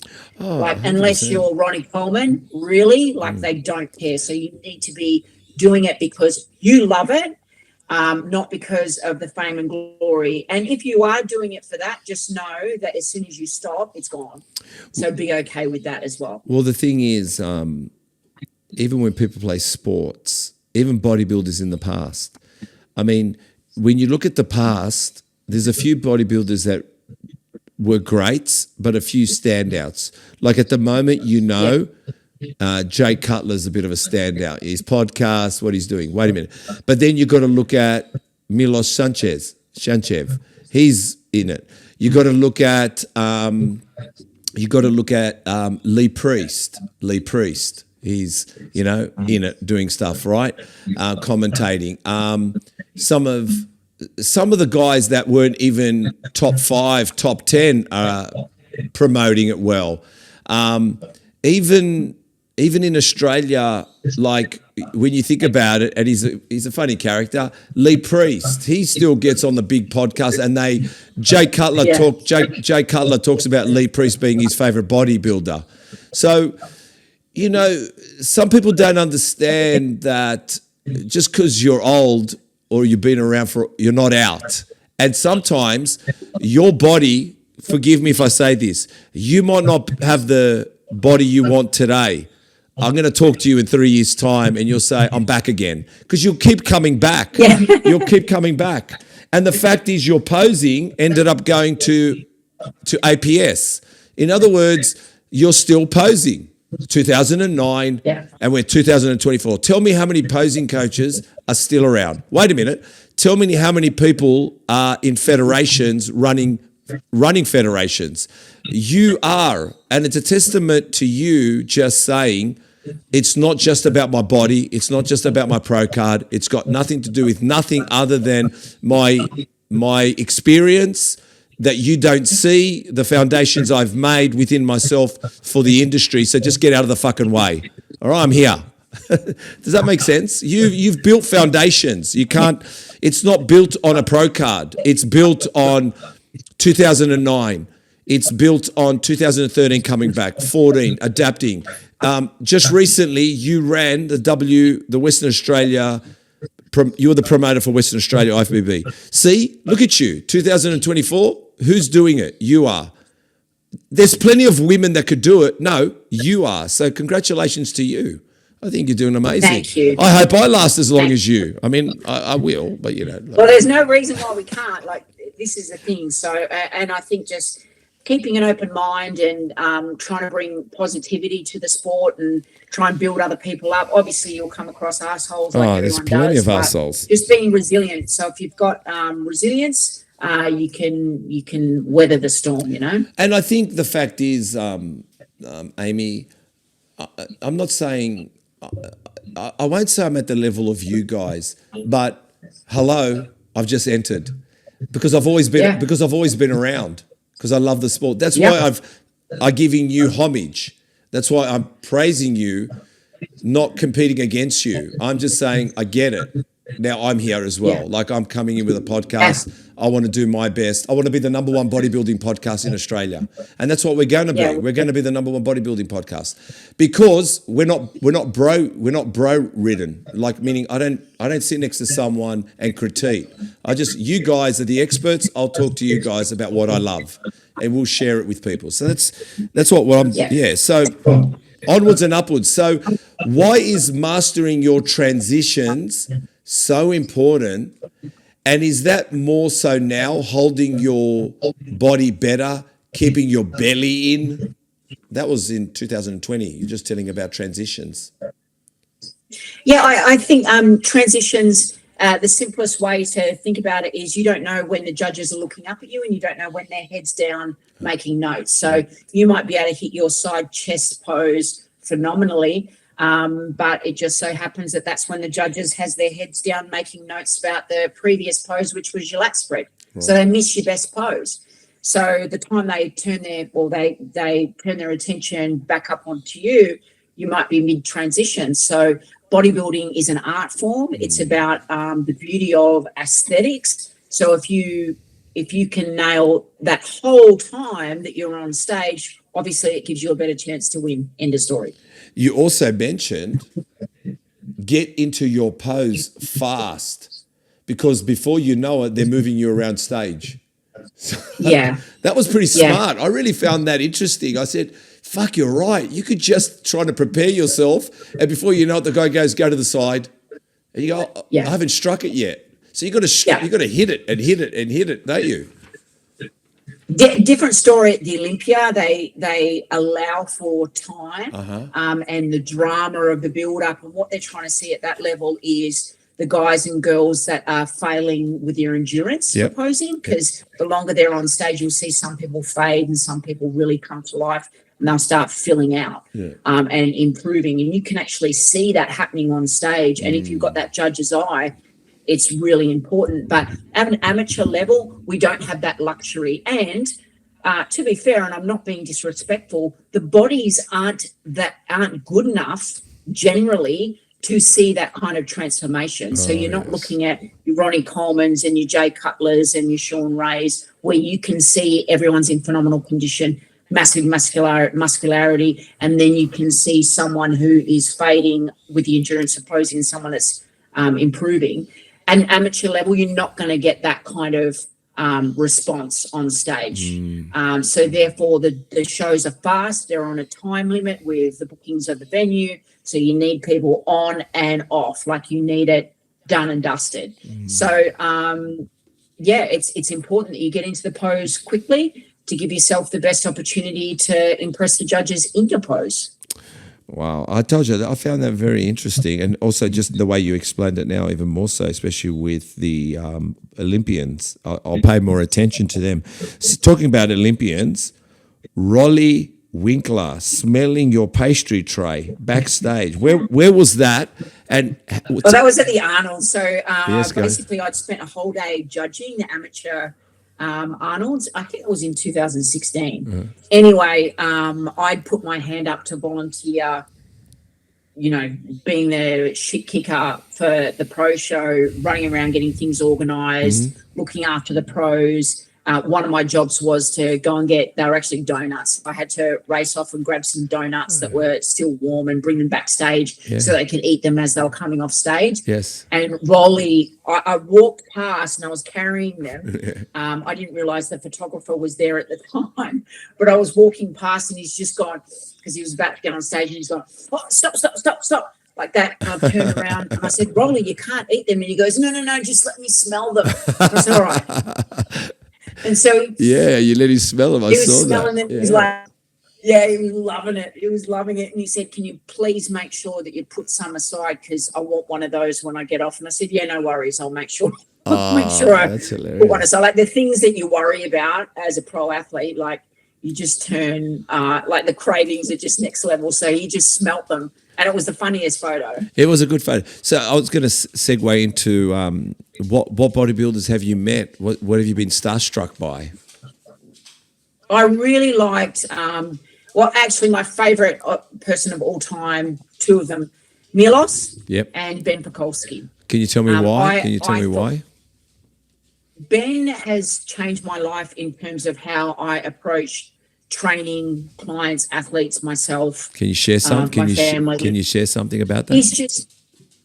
He is the most logical, like he breaks things that are complex and makes them so user-friendly. So when I was even teaching people to be personal trainers, I'd pull on all the courses that I'd done with Ben. And they just made so much sense to me, and they really helped shape my physique and shape me as a coach and shape me as a person. Like I really like his approach. I think that he is someone that's going to be around forever. He's ahead of his game in terms of his knowledge and the way that he delivers that knowledge. Like it just makes so much sense to me. It really sticks in my head, and I've applied it to Monica, for example. She's just one of many who I've found that I have been able to get the best out of that athlete as a result of stuff that I've learned from Ben. He's crazy good. I can't highlight enough like the amount of respect that I have for Ben Pakulski. I reckon he's awesome. Obviously Milos as well. Like Milos really opened up my eyes to like training intensities and how just mentally how to prepare yourself for a workout. I found that really fascinating as well, and I just love listening to Milos, and he's funny. And Milos actually stayed at my house when he came to Perth years ago. Oh, wow. He's actually replied to my texts. I've invited him, and he's actually been kind enough to reply no. But what I'm saying is I actually sent him a photo of a bodybuilder in Australia back in the day. His name was Terry Mitsos. He was from Sydney. Yeah, Terry, yeah. Yeah, Terry. Yeah, I used to train at his gym, Mitsos Gym, right? Oh, there you go. Terry was sending me a couple of his clients to look after with posing. Terry's awesome. Terry's awesome. I'm trying to get bloody Terry on. He's a Greek from a Greek, and I know him. And I keep saying, Terry, will you fucking come on? But he won't come on. But anyway. You'll have to go to his house. Like if you set up at his house, he'll do it. You think so? With his dogs? Oh, yeah. Well, look, you can put up with babies. You can put up with a couple of barking dogs, I'm sure. That's true. It's worth it for Terry. I'm telling you, fuck it. I'm doing it. That's it. Fuck you. Terry, if you're listening, bastard, I'm going to come. Because Terry was very pinnacle in my days when I trained at his gym. I was in my 20s, and his brother and him ran the gym. And, you know, Terry was just a massive icon, I mean, as a bodybuilder. Yeah, but the funniest thing is, this is what's funny, you know, these bodybuilders back then. I said to Terry one time, like I said, how do I get big? And you know what's funny? He just made it very simple. He just told me what to eat and a little bit how to train, but he predominantly talked about getting enough food in. But the food was clean. He never complicated it. It was like, you know what he said to me? He goes, back then, you know what we were like. He told me 6 egg whites. He goes, if you're not having he goes, if you're not having 6 egg whites in the morning, you're not starting right. And I went, fuck. And in the end, I made my mum was buying pallets of eggs from a farmer, and he'd bring the truck to the house and we'd unload. So Terry was that simple. Like he'd just say, "Are you eating this? Are you eating that? Are you doing this?" Like, and he was relatively a private guy, but definitely. Yeah, but the thing was, I told you, he said to me, "What are you eating?" I said, "Oh, I don't know. I don't eat much." He goes, "Well, start with 6 egg whites in the morning." That's what he said to me, just straight out, like I'm not going to tell you anything if you're not going to do that. And I started eating 6 egg whites for 10 years. 6 egg whites in the morning, in the morning. And then I added this and I added that and I added the chicken breasts and I added this. Everything was clean, like the way he spoke. He never spoke about steroids. He never spoke about gear. He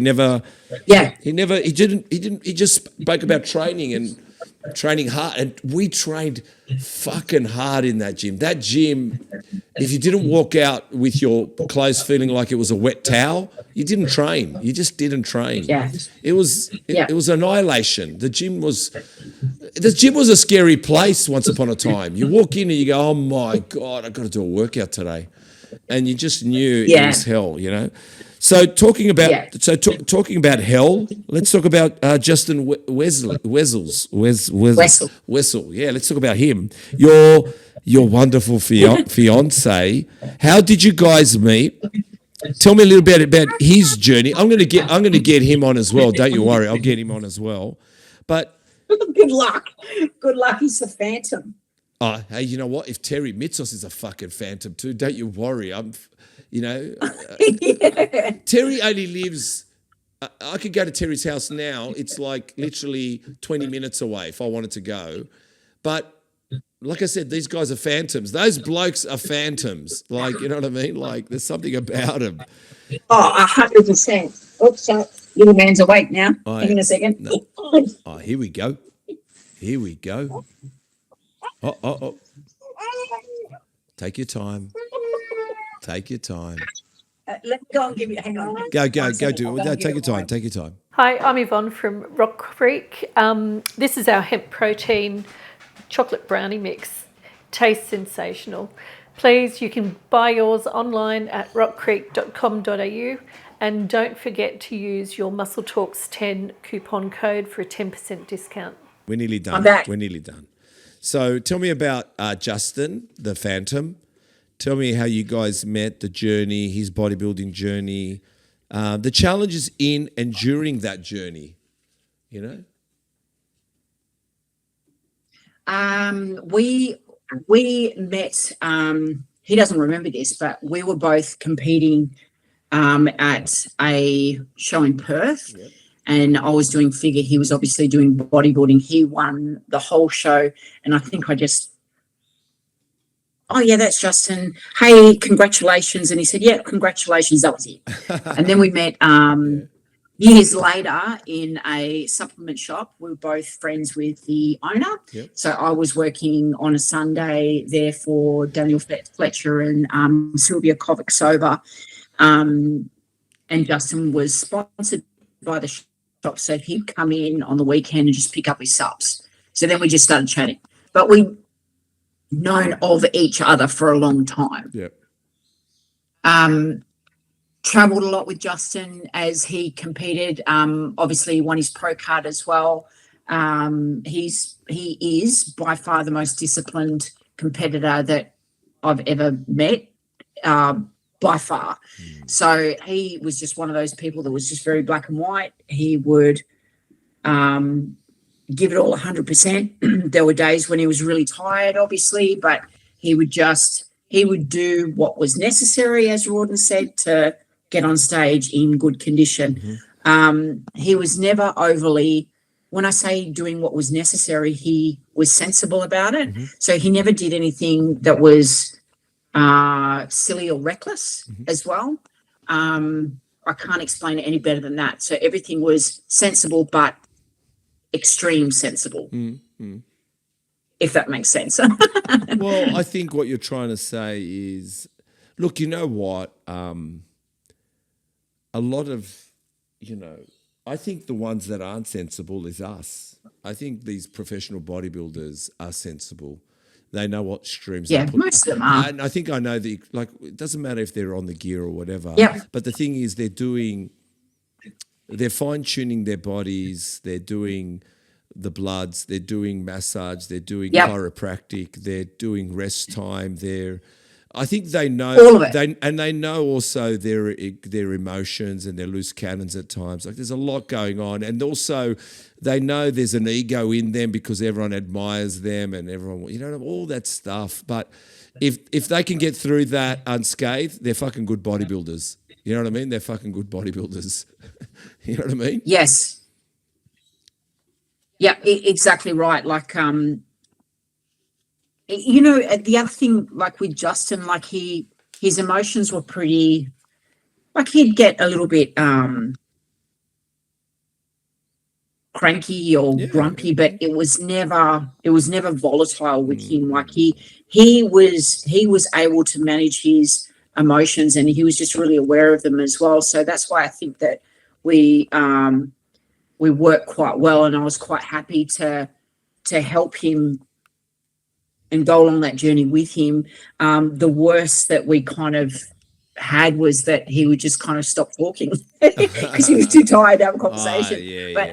I understood that. So, so when you understand it, you can just it is what it is. But he's not a big talker at the best of times, so he just talked less. And I think with a lot of people, if they're an asshole before competing, they're going to be a bigger asshole when they're competing. And if someone is really neurotic before competing, they're going to be 1,000 times more neurotic in the midst of prep. So pick your battles, but it just exacerbates whatever your personality is. It makes that highlighted even more. It's like money. If you're a dickhead poor, you're going to be a bigger dickhead rich. So at the end of the day, it just is. Yeah, there you go.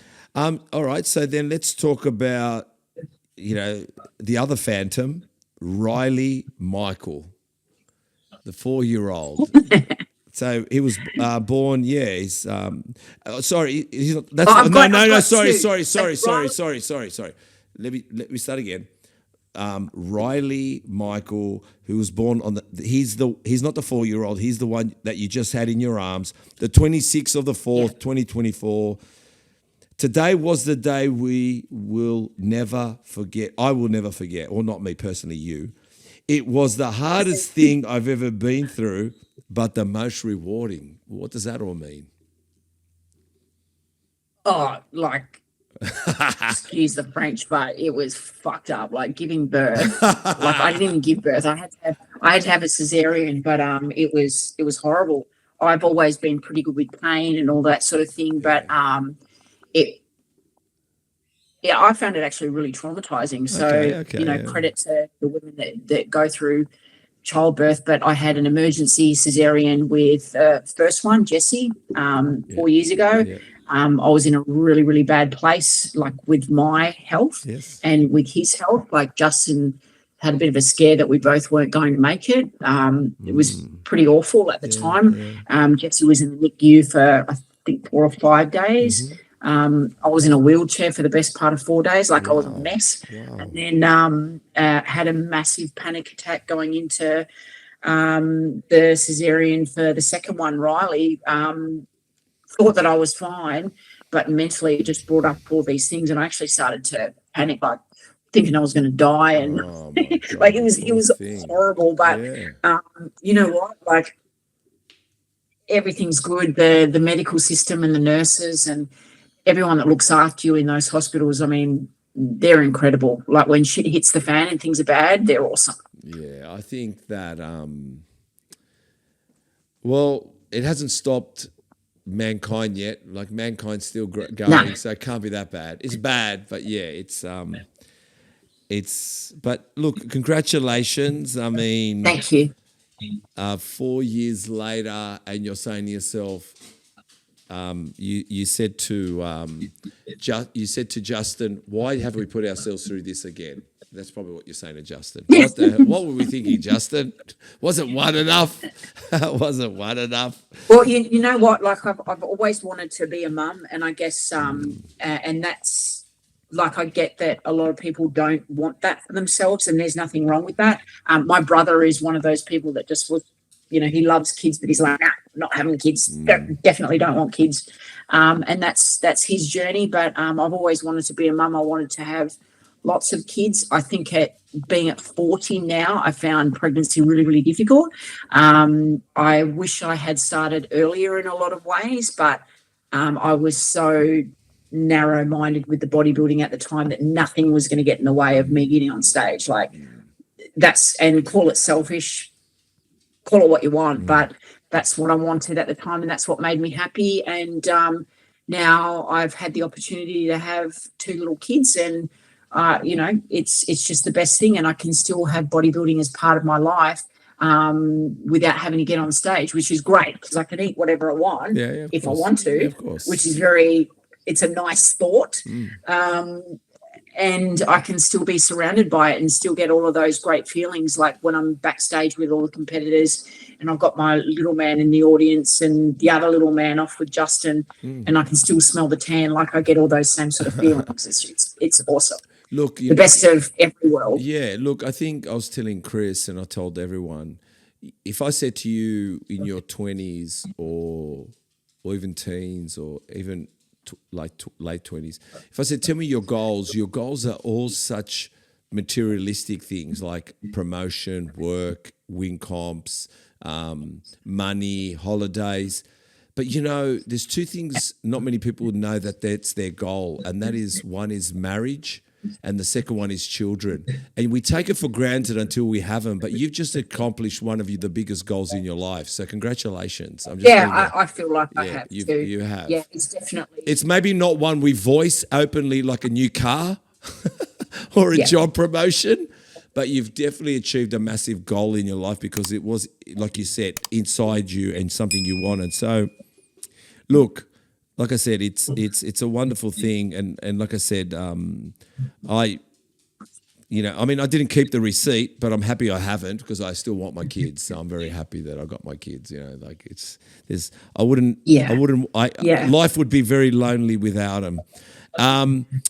Just quickly before we start coming too close to a finish, what other comps did you go in? Because I noticed you've judged in India, you've been part of NABA, you paddled for the PCA. What else? What have you done? Tell us a little bit about that.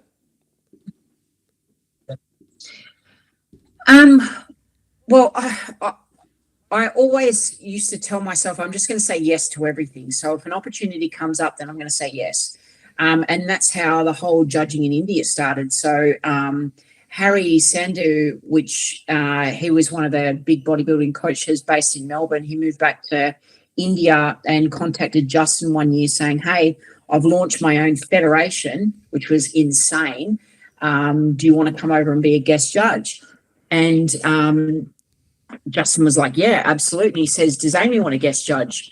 And we couldn't coordinate it at the same time. So I said, well, why don't you go this time and then I'll go for his next show. And that's what we did. So we both went across at different times and had an opportunity to judge in one of his shows. And it was just such a cool experience. Yeah. Again, I can't explain how many opportunities have arisen as a result of bodybuilding being at the core. Another opportunity that I was blessed to have been given was a commercial for 5 Seed Cider. This was after having, just before I won my pro card, Tony Doherty gave me a call and said, hey, there's this company, they want you to, if you're available, go across to New Zealand and film this commercial. So I went and I tried out for the part, and one of the parts of the role was you had to throw apples, right? And I came from a baseball catching background. Okay. So I, not to blow my own horn, but I was pretty good at pegging an apple pretty hard. So, I got the role with that, and based on how I was looking at the time, and I played the part of a steroid abusing strong woman from Russia, Svetlana, that made cider by crushing apples. Wow. So that was premiered on the ads before. Do you remember Anchorman, that movie with Will Ferrell? Yep. So that was on at the cinemas before that movie. Yeah. And also on all the buses, they blew up a big picture of me with a moustache and that. How did you find across that? Australia? Did you find it pretty cool? Was that pretty cool? Epic. Yeah. Like I would call myself a very shit actor, but I did my best and I had a blast. Like, and I actually got paid to do it. So we got royalties because the ad was meant to run for 3 months and it ended up running for 6. So it was really cool. It was good fun. That's on the internet too. If you want to ever have a look at it and just be totally freaked out. Well, send me that. But yeah, lots of great experiences through bodybuilding. Send me the link. I want to see it. Well, I'm going to go with some of your growing up, but you've done Milosh. Did we speak about Ben Pakulski? Yeah. Pakulski. Chris Geddings. Yeah, Chris Geddings, Cage. Is that right? Yes.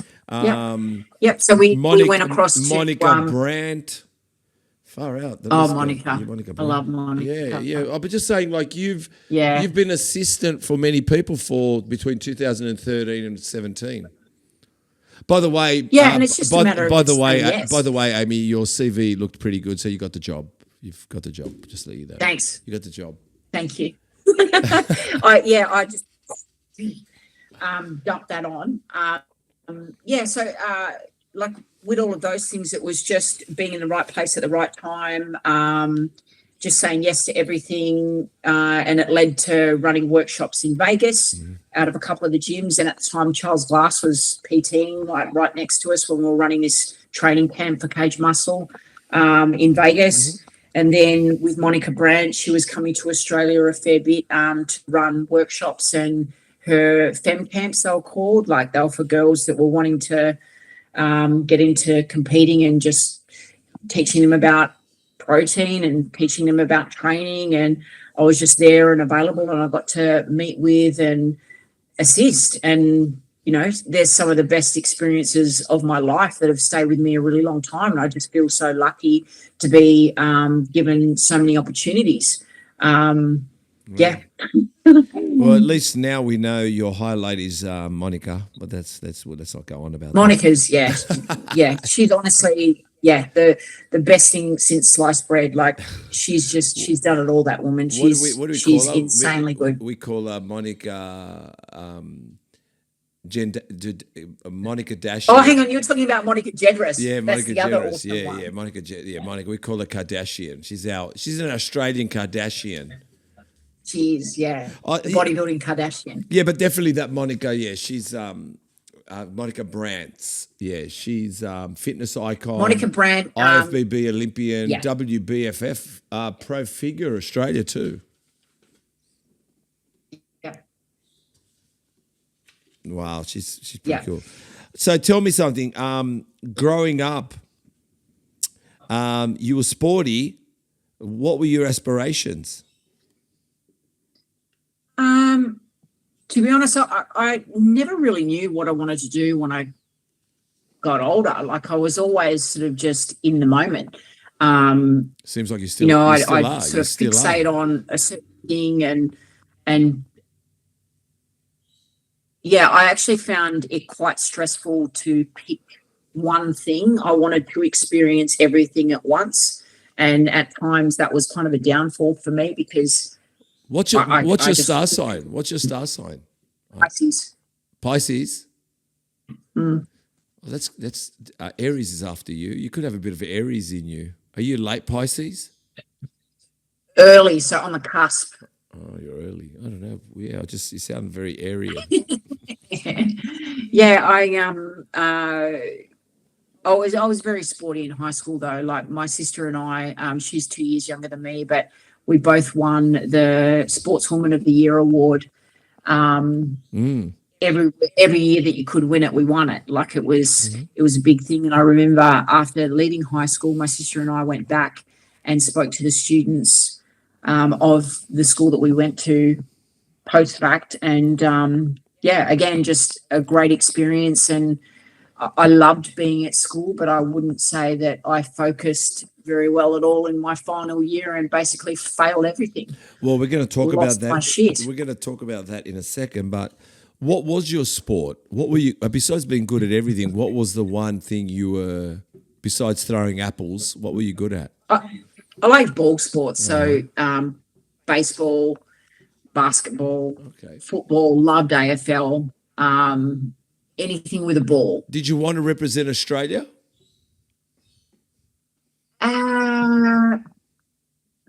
You know what? As soon as I turned 16, I started buying Oxygen magazines and, the muscle mags and stuff. And from about 16, I was like, nah, I don't want to do anything. I just want to be a bodybuilder. Like literally, like that's, I just, I wanted to be like Monica Brandt in the Oxygen magazines. And Jamie, do you remember like a girl called Jamie? She was always on the cover of Oxygen magazine. I just wanted to be like them. That's what I wanted to do.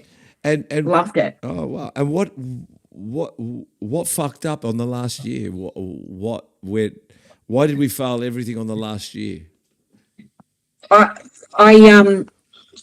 It's funny because just in recent times, and I'll just tell you the backstory, but basically I went from getting A's in everything to literally bombing out in my final year of high school. And why?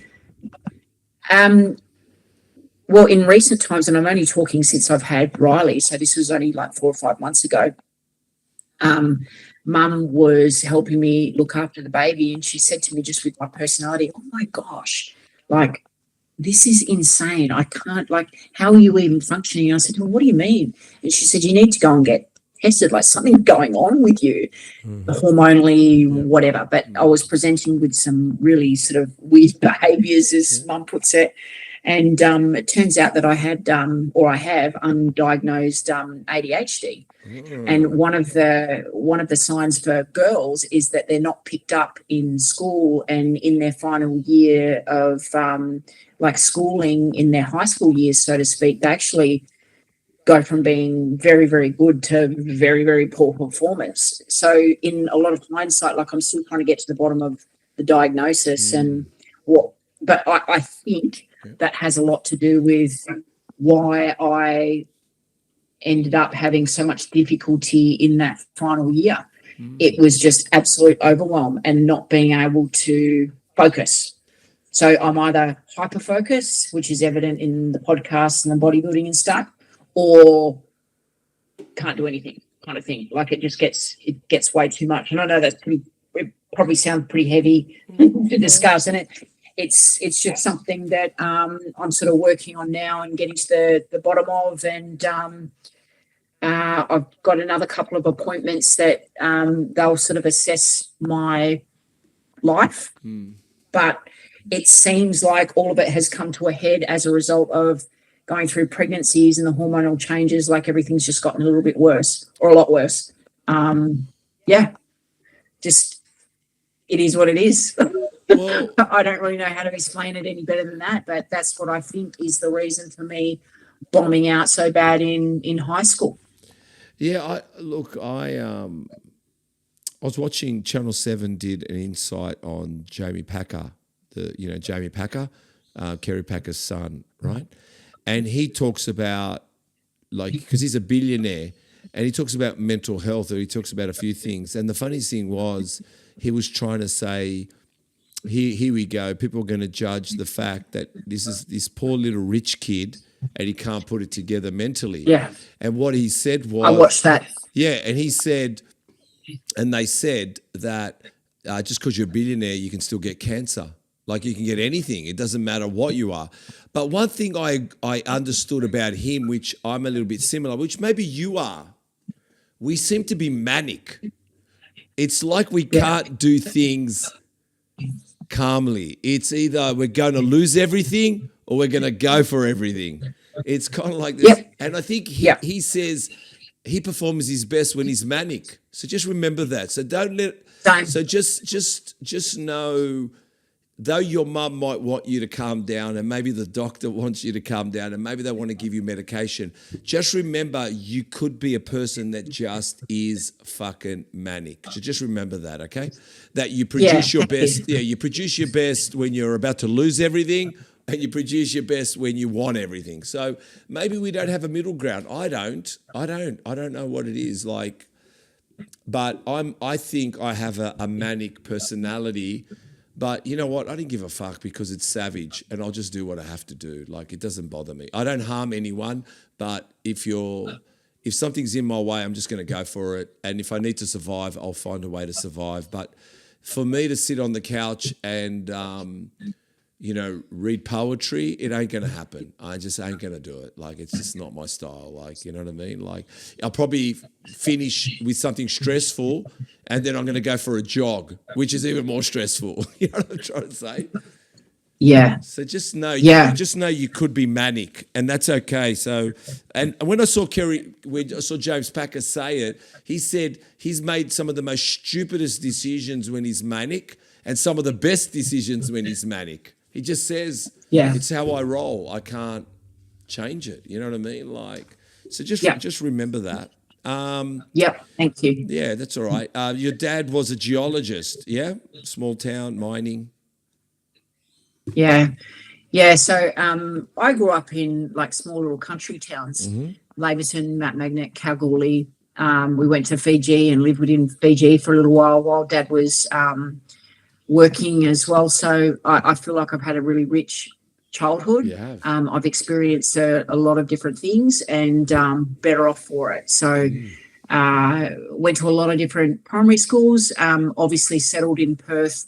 You know, Mum and Dad got to a point where they just wanted, they didn't want to be uprooting us kids through high school, because obviously high school is important, right? Yeah. So they wanted just to, give us a chance to make friendships and have solid friendships and not just move us around from here, there and everywhere. So that's why we landed in Perth and stayed in Perth. And obviously Perth is like the mining central state of the world, of Australia. So that's why we're here. It is. I've been to Perth once. I used to be in IT, and HSBC flew me to Perth to set up some of their IT networks. So I've been to Perth once. I found it very clean. But you know what? I think in terms of clean places, Perth is one of the cleanest cities in the world. I think it's a fucking cleanest. I was there. I said, this place is fucking clean. I should take off my shoes. Like, it's super clean. It is. Yeah, it is. Yeah. And it's funny that you have noticed that as well, because I've dealt a lot with international students who were training as PTs and stuff. And they would ask me, like, what's Perth like? And I said, it's fucking clean. Like, it's one of the cleanest cities you'll ever go to. Yeah. It's clean. If that's your thing. Yeah. No. It's beautiful, the Swan River, and watching the sun actually set over the ocean, which is quite strange because we get to watch it rise over the ocean. So watching it set over the ocean is quite amazing. But since we're talking about amazing, what about Jess, 4 years old? What's he like? He's such a good little boy. I'd say with both of my kids, I'm really lucky. They're both quite placid little boys. Like, they're not hypo, as you'd hear a lot of people talking about little boys being hypo. They're pretty level-headed, and I put that down to their father's sons. So Justin's the same. So they've kind of taken that sort of personality trait, which is it's really nice. But he's a sweet kid. He's funny. He's thoughtful. He's bossy. He's all of those things, and they both do. They make my life better, and they make me smile. So. Yeah. He sounds beautiful, like his dad. Like, he sounds like his dad. More phantoms. We've got a few phantoms in the room. You did a bit of work with some of the mining companies, BHP, Rio Tinto. You were doing injury, fatigue, safety. What was that? What was all that?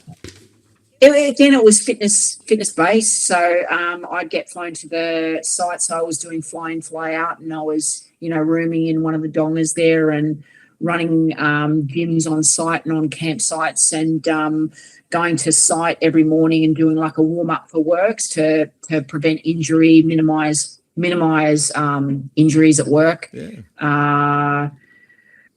just promote health and well-being, promoting better choices of food when the guys and the girls were at the mess, and implementing health programs really on site. And it was fun.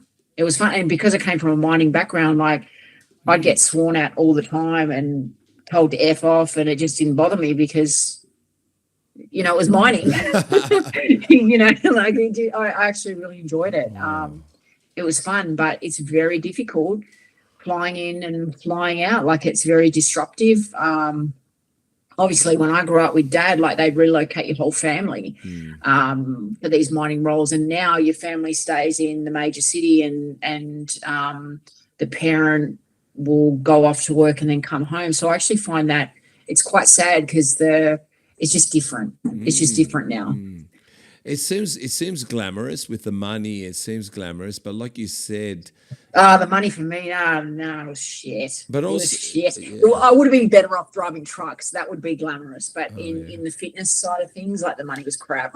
And if I'm honest. Oh no, honesty is good. Don't worry. Well, like I said to you, no, it's good to be honest, because we glamorize things and then people get a false perception, and then it just steamrolls, and then it becomes an infection, and everyone talks about being an entrepreneur and a great PT, but they're driving Uber in the evenings just to make a living.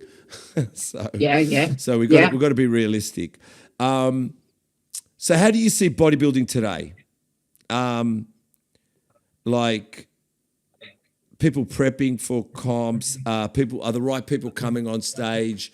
Is it people coming on for the IG? Is it different to what it was to what it is today? What are you seeing? Seeing that you're a seasoned professional, you know Terry, all this stuff now, like where we are, and your partner, you know, and even Tony Doherty. I mean, God, you know, like, I mean, I don't know Tony, and you know, he comes across like a bikie leader, but the fact is, I can't believe his love and passion for the sport. He deserves to have the position. He's awesome. Yeah, he deserves to have the position. Yeah, I don't deserve his position because the love affair he has with bodybuilders and the sport. I mean, the right person's doing the job because it's a tough job, and you've got to be pretty thick-skinned doing it. So yeah, tell me about bodybuilding today to the past. What do you reckon?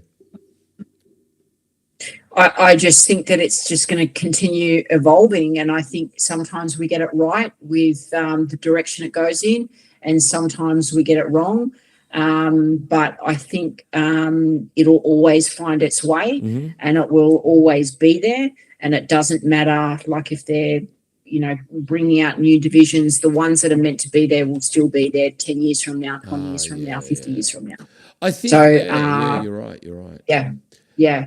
I just see everything is an attempt to evolve and keep it relevant and keep it alive, which is a good thing. And things will drop off if they don't work, but they'll drop off. So it doesn't matter if people are doing it for the Instagram clout. It doesn't matter, because at the guts of it, if that is what's needed at this point in time to keep things alive, then so be it. Look, you know what? It's a business, man, and if it's not making money and it goes broke, we won't have it. So I guess at the end of the day, look, I can critique it. I've probably critiqued it incorrectly in the past.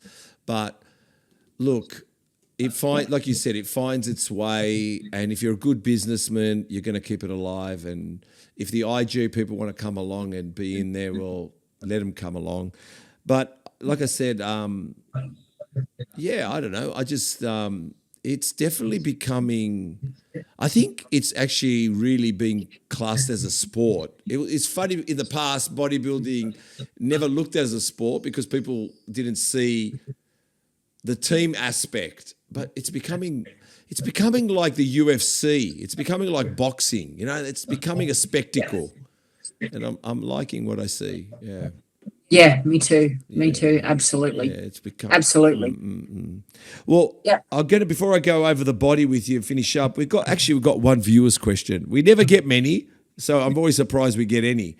But Fox in the Park, I don't know if you know Fox in the Park.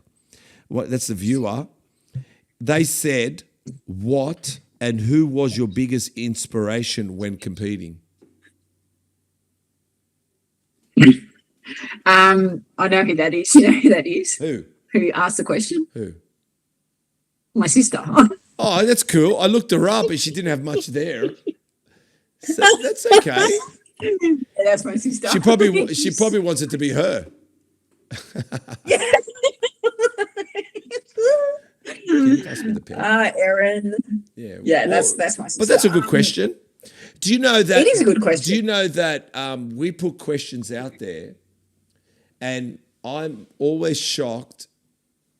It's usually the people I don't think will have questions get questions, and the people I think will be questions don't get questions. And usually the funniest thing is the podcast I think will do amazing. It's sometimes the nobodies that do. I don't know. It's just a funny world we live in. You know what it is? I think when they know you, they kind of act like they know you, so there's no questions. I think when they don't know you, they want to ask questions. But anyway, exactly. Let's answer Fox in the Park. What and who is your biggest inspiration when competing? I would say, Ben Pakulski and Monica Brandt. All right, Ben and Monica. Yeah. Ben and Monica. I'm just going to have to go because I've got another appointment starting. Right now. All right. Yeah, right now. All right. Well, is that all right? Yes, of course. Well, you know what? We won't go over the body because you know too much about it anyway. But just quickly, where can we find you? How about a quick promotion? Instagram, my posing coach on Instagram, and otherwise email address amy@ifbbproleague.com.au. Okay. And that's probably the best way to contact me if you need to contact me. Okay, since we're 3 minutes in, just quickly, can you just give us your best mental health tip? I just want you to say my best mental health tip is while you got your baby there. It'll be perfect. Go.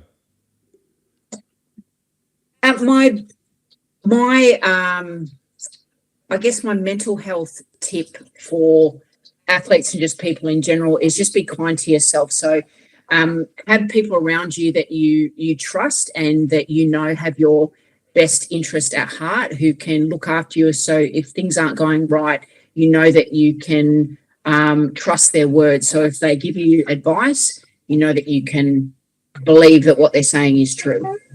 That is awesome. Now go to your client. Thank you so much. Thanks for having me. See you later. See you later, my love. Bye.